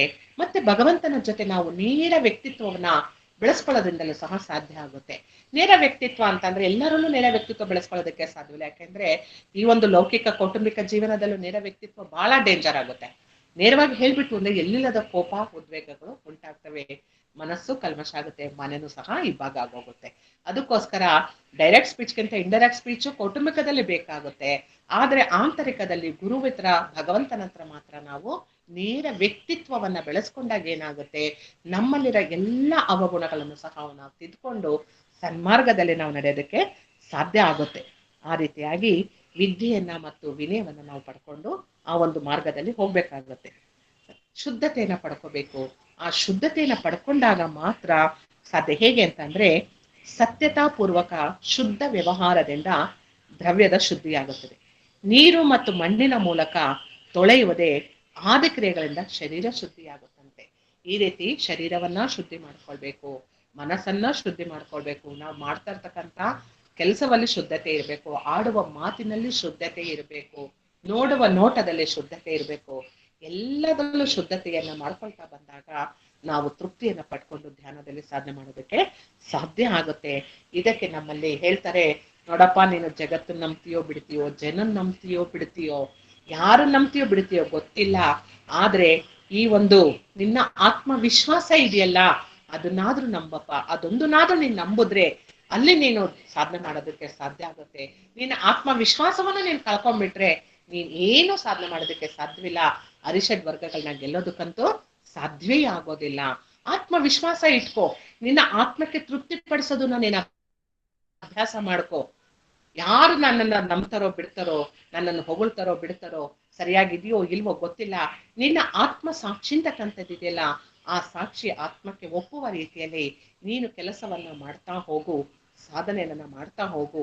ಭಗವಂತ ಮಾಡಿಸಿದ ರೀತಿಯಲ್ಲಿ ಎಲ್ಲವನ್ನೂ ಮಾಡ್ತಾ ಇರ್ತೀನಿ, ಅವನ್ ಹೇಗಿಡಿಸ್ತಾನೋ ಹಾಗಿರ್ತೀನಿ ಅಂತಕ್ಕಂಥ ಒಂದು ತೃಪ್ತಿ ಭಾವವನ್ನ ನೀನ್ ಪಡ್ಕೋ. ಆಗ ನೋಡಿ ಅರಿಷಡ್ವರ್ಗಗಳನ್ನ ಪೂರ್ಣವಾಗಿ ಬೆಲ್ಬೋದು. ಇಂಥ ಒಂದು ಆತ್ಮಸ್ಥೈರ್ಯವನ್ನ ನೀನ್ ಬೆಳೆಸ್ಕೋ. ಈ ಆತ್ಮಸ್ಥೈರ್ಯವನ್ನ ಬೆಳೆಸ್ಕೋಬೇಕು ಅಂತಂದ್ರೆ ನಮ್ಮ ಧರ್ಮ ಮತ್ತು ಕರ್ತವ್ಯಗಳಲ್ಲಿ ಲೋಪವಿಲ್ಲದೆ ಮಾಡ್ತಕ್ಕಂಥದ್ರಿಂದ ಮಾತ್ರ ಸಾಧ್ಯ ಆಗುತ್ತೆ. ಆತ್ಮ ನಿಗ್ರಹವನ್ನ ಮಾಡ್ಕೋಬೇಕು. ಇಂದ್ರಿಯ ವಿಷಯಗಳಲ್ಲಿ ನಮಗೆ ಪೂರ್ಣವಾಗಿ ವೈರಾಗ್ಯ ಇರಬೇಕು. ಅನಾತ್ಮ ವಸ್ತುಗಳಲ್ಲಿ ಆತ್ಮ ಬುದ್ಧಿ ಉಂಟಾಗಿರ್ಬೇಕು. ದೇಹಭಾನ ಅಭಿಮಾನ ಆಗ ಹೋಗುತ್ತೆ. ಇದನ್ನೇ ಅನಹಂಕಾರ ಅಂತ ಹೇಳ್ತಾರೆ. ಆತ್ಮ ತತ್ವವನ್ನ ನಿತ್ಯ ನಿರಂತರ ಮನನ ಮಾಡುತ್ತಾ ಇರುವುದೇ ಆಧ್ಯಾತ್ಮ ಜ್ಞಾನದಲ್ಲಿ ನಿತ್ಯ ಸ್ಥಿತನಾಗಿರೋದಕ್ಕೆ ಸಾಧ್ಯ ಆಗುತ್ತೆ. ಪರಮಾತ್ಮನನ್ನ ಸರ್ವತ್ರ ಸಮಭಾವದಿಂದ ನಾವು ನೋಡ್ತಾ ಹೋಗ್ಬೇಕು. ಎಲ್ಲರಲ್ಲೂ ಪರಮಾತ್ಮನೇ ಇದ್ದಾನೆ, ಎಲ್ಲರಲ್ಲೂ ಅವನೇ ಇದ್ದು ಕಾಪಾಡ್ತಾ ಇದ್ದಾನೆ ಅಂತಕ್ಕಂಥ ಒಂದು ದೃಢವಾದ ಸಂಕಲ್ಪ ನಮ್ಮಲ್ಲಿ ಇದ್ದಿದ್ದೆ ಆದ್ರೆ ನಾವೊಂದು ಸನ್ಮಾರ್ಗದಲ್ಲಿ ನಡೆಯೋದಕ್ಕೆ ಸಾಧ್ಯ ಆಗುತ್ತೆ. ಈ ರೀತಿಯಾಗಿ ಅರಿಷಡ್ ವರ್ಗಗಳನ್ನ ಗೆಲ್ಬೇಕು ಅಂತ ಗೊತ್ತಾಯ್ತು. ಇವತ್ತು ಒಂದು ಕಾಮದ ಒಂದು ಉದಾಹರಣೆ ತಂದು ದೃಢವಾದ ಕಾಮವನ್ನ, ಆಸೆಯನ್ನು ತೃಪ್ತಿಯಿಂದ ಹೇಗೆ ಗೆಲ್ಬೇಕು ಅನ್ನೋದ್ರ ಬಗ್ಗೆ ಪೂರ್ಣವಾದ ಚಿಂತನೆಯನ್ನ ನಾವು ಮಾಡಿದೀವಿ. ಇನ್ನ ಮುಂದೆ ಅವಕಾಶ ಸಿಕ್ಕಾಗ ಒಂದೊಂದು ವರ್ಗದ ಬಗ್ಗೆ, ಕೋಪ, ಮದ ಮಾಸರಿಗಳ ಗುಣಗಳ ಬಗ್ಗೆ ಚಿಂತನೆಯನ್ನು ಮಾಡೋಣ. ಒಂದು ಮೊದಲನೇದಾಗಿ ಕಾಮವನ್ನ ಗೆದ್ರೆ ಎಲ್ಲವನ್ನೂ ಗೆದ್ದಂತೆ ಅಂತಕ್ಕಂಥದ್ದು ನಮಗ್ ಗೊತ್ತಾಯ್ತು. ತೃಪ್ತಿಯಿಂದ ಕಾಮವನ್ನ ಗೆಲ್ಬೇಕು. ಮತ್ತೆ ಯಾವ್ಯಾವ್ದ್ರಿಂದ ಯಾವ್ದನ್ನ ತೃಪ್ತಿಪಡಿಸ್ಬೇಕು ಅಂತ ನಾವು ಗೊತ್ತಾಯ್ತು. ಕ್ರೋಧವನ್ನ ಕ್ಷಮಾಗುಣದಿಂದ ಮಾತ್ರ ಗೆಲ್ಲೋದಕ್ಕೆ ಸಾಧ್ಯ. ಲೋಭವನ್ನ ದಾನದಿಂದ ಗೆಲ್ಬೇಕು. ಮೋಹವನ್ನ ವಿವೇಕದಿಂದ ಗೆಲ್ಬೇಕು. ಮದವನ್ನ ವಿನಯದಿಂದ ಗೆಲ್ಬೇಕು. ಮಾತ್ಸರ್ಯವನ್ನ ಅಭಿನಂದನೆ ಮೂಲಕ ಗೆಲ್ಬೇಕು. ಈ ರೀತಿಯಾಗಿ ಒಂದೊಂದನ್ನು ಸಹ ಗೆಲ್ಬೇಕಾದ್ರೆ ಭಗವಂತನ ಪೂರ್ಣ ಶರಣಾಗತಿ ಮನೋಭಾವವನ್ನ ಇಟ್ಕೊಂಡು ಗುರು ಮುಖೇನ ನಾವು ಆ ಒಂದು ಸಾಧನೆಯನ್ನ ಮಾಡಿದಾಗ ಲೌಕಿಕವಾಗಿ ಆಂತರಿಕವಾಗಿ ಅರಿಷಡ್ ವರ್ಗಗಳನ್ನ ಗೆಲ್ಲುತ್ತಾ ನಾನು ಪೂರ್ಣ ಶುದ್ಧಾತ್ಮರಾಗಿ ಭಗವಂತನನ್ನ ಪಡೆಯೋದಕ್ಕೆ ಸಾಧ್ಯ ಆಗುತ್ತೆ. ಇಂಥ ಒಂದು ಪ್ರಯತ್ನವನ್ನ ನಾವು ಮಾಡೋಣ. ಯಾಕೆಂತಂದ್ರೆ ಜೀವನದಲ್ಲಿ ನಾವು ಪ್ರಯತ್ನ ಮಾಡೋದಕ್ಕೆ ಸಾಧ್ಯತೆ ಆಗೋಲ್ಲ. ಎಷ್ಟು ಕಷ್ಟಗಳು ಬಂದರೂ ಸಹ ಭಗವಂತ ಕಾಪಾಡ್ತಾ ಇರ್ತಕ್ಕಂಥ ಒಂದು ದೃಢವಾದ ನಮ್ಮ ನಿಶ್ಚಯ ಇರಬೇಕು. ಭಗವಂತ ಅಯ್ಯೋ ಕಷ್ಟ ಬಂದಿದ ತಕ್ಷಣ ಅವನೇನ್ರಿ ಮಾಡ್ತಾನೆ ಭಗವಂತ, ಏನ್ ಮಾಡ್ಬಿಟ್ಟ, ಏನು ಮಾಡ್ಲಿಲ್ಲ, ಅವ್ನು ಹಾಗೆ ಮಾಡ್ದ ಹೀಗ್ ಮಾಡ್ದ ಅಂತ ಹೇಳ್ತಾ ಇದ್ರೆ ನಮ್ಗೆ ಆಗೋದಿಲ್ಲ. ನಮ್ಗೆ ಭಗವಂತ ಇದ್ದೇ ಇದ್ದಾನೆ ಅಂತಕ್ಕಂಥ ದೃಢ ನಿಶ್ಚಯ ಇರಬೇಕು. ಅವನೆಲ್ಲ ಮಾಡಿಸ್ತಾ ಇದ್ದಾನೆ. ಹಾಗಿದ್ಮೇಲೆ ಅವನ ಅರಿಷಡ್ವರ್ಗಗಳನ್ನು ಅವನೇ ಗೆಲ್ಲಿಸ್ತಾನೆ. ಅವನಿಗೆ ಒಪ್ಪಿಸ್ಬಿಡೋಣ. ಈ ಅರಿಷಡ್ವರ್ಗಗಳಿಂದ ನನ್ನನ್ನು ಬಿಡುಗಡೆ ಹೊಲಿಸು, ನನ್ನ ಮನಸ್ಸಿಗೆ ಪ್ರಶಾಂತತೆ ಕೊಡು, ನನ್ನಲ್ಲಿ ಬರ್ತಕ್ಕಂಥ ನೆಗೆಟಿವ್ ಥಾಟ್ಸ್ ಏನಿದೆ ಅವನ್ನೆಲ್ಲ ತೆಗೆದು ಹಾಕು, ಸನ್ಮಾರ್ಗದಲ್ಲಿ ನನ್ನನ್ನು ನಡೆಸು ಅಂತಂದ್ಬಿಟ್ಟು ಪೂರ್ಣವಾಗಿ ಭಗವಂತನ ನಂಬೇಕು. ಹೇಗೆ ಅಂತ ಅಂದ್ರೆ ಎಂತ ಒಂದು ಸಮಯದಲ್ಲೂ ನಾವು ಬರೆದು ಕುಲಶೇಖರ ಆಳ್ವಾರ್ ಒಂದ್ ಕಡೆ ಹೇಳ್ತಾರೆ ಏನು ಅಂತಂದ್ರೆ, ನನಗೆ ಎಷ್ಟು ಕಷ್ಟ ಕಾರ್ಪಣ್ಯಗಳು ಬಂದ್ರೂ ಪರವಾಗಿಲ್ಲ, ಬೆಂಕಿಯ ಅಗ್ನಿಯ ಮಧ್ಯದಲ್ಲಿ ನಾನು ಬೆಂಕಿ ಒಳಗೆ ಸಿಕ್ಕಿಕೊಂಡು ಬೆಂದು ಹೋಗ್ತಾ ಇದ್ರು ಪರವಾಗಿಲ್ಲ, ನಿನ್ನ ನಾಮಸ್ಮರಣೆಯನ್ನು ಮರದೆ ನನ್ನ ಕೈಯಲ್ಲಿ ಮಾಡಿಸುವಂತ ಪ್ರಾರ್ಥನೆ ಮಾಡ್ಕೊಂತಾರೆ. ಈ ರೀತಿಯಾಗಿ ನಮ್ಮ ಆತ್ಮವಿಶ್ವಾಸ, ದೃಢವಾದ ನಿಶ್ಚಯ, ಭಕ್ತಿ ಅಂತಕ್ಕಂಥದ್ದು ಇರಬೇಕು. ಆಗ ಮಾತ್ರ ಅದನ್ನು ಪಡೆಯೋದಕ್ಕೆ ಸಾಧ್ಯ ಆಗುತ್ತೆ, ಇಲ್ಲ ಅಂದ್ರೆ ಸಾಧ್ಯ ಆಗೋದಿಲ್ಲ. ಈ ರೀತಿಯಾಗಿ ಒಂದು ಚಿಂತನೆಯನ್ನ ಭಗವಂತನ ಪಾದ ಪದ್ಮಗಳಿಗೆ ಒಪ್ಪಿಸ್ತಾ ಅರಿಷಡ್ ವರ್ಗಗಳ ಮೂಲಕ ನಮ್ಮ ಒಂದು ಶುದ್ಧತೆಯನ್ನ ಮಾಡಿಕೊಂಡು ಭಗವಂತನ ದಾರಿಯನ್ನ ಹಿಡಿಯೋಣ.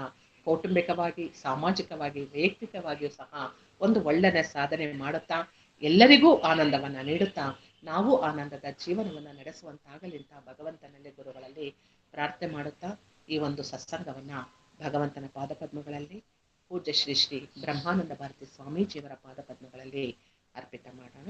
ಹರಿ ಓಂ. ಶ್ರೀ ಗುರು. ತುಂಬಾ ಧನ್ಯವಾದಗಳು ಶ್ರೀಮತಿ ಭಾರತಿ ಪ್ರಕಾಶ್.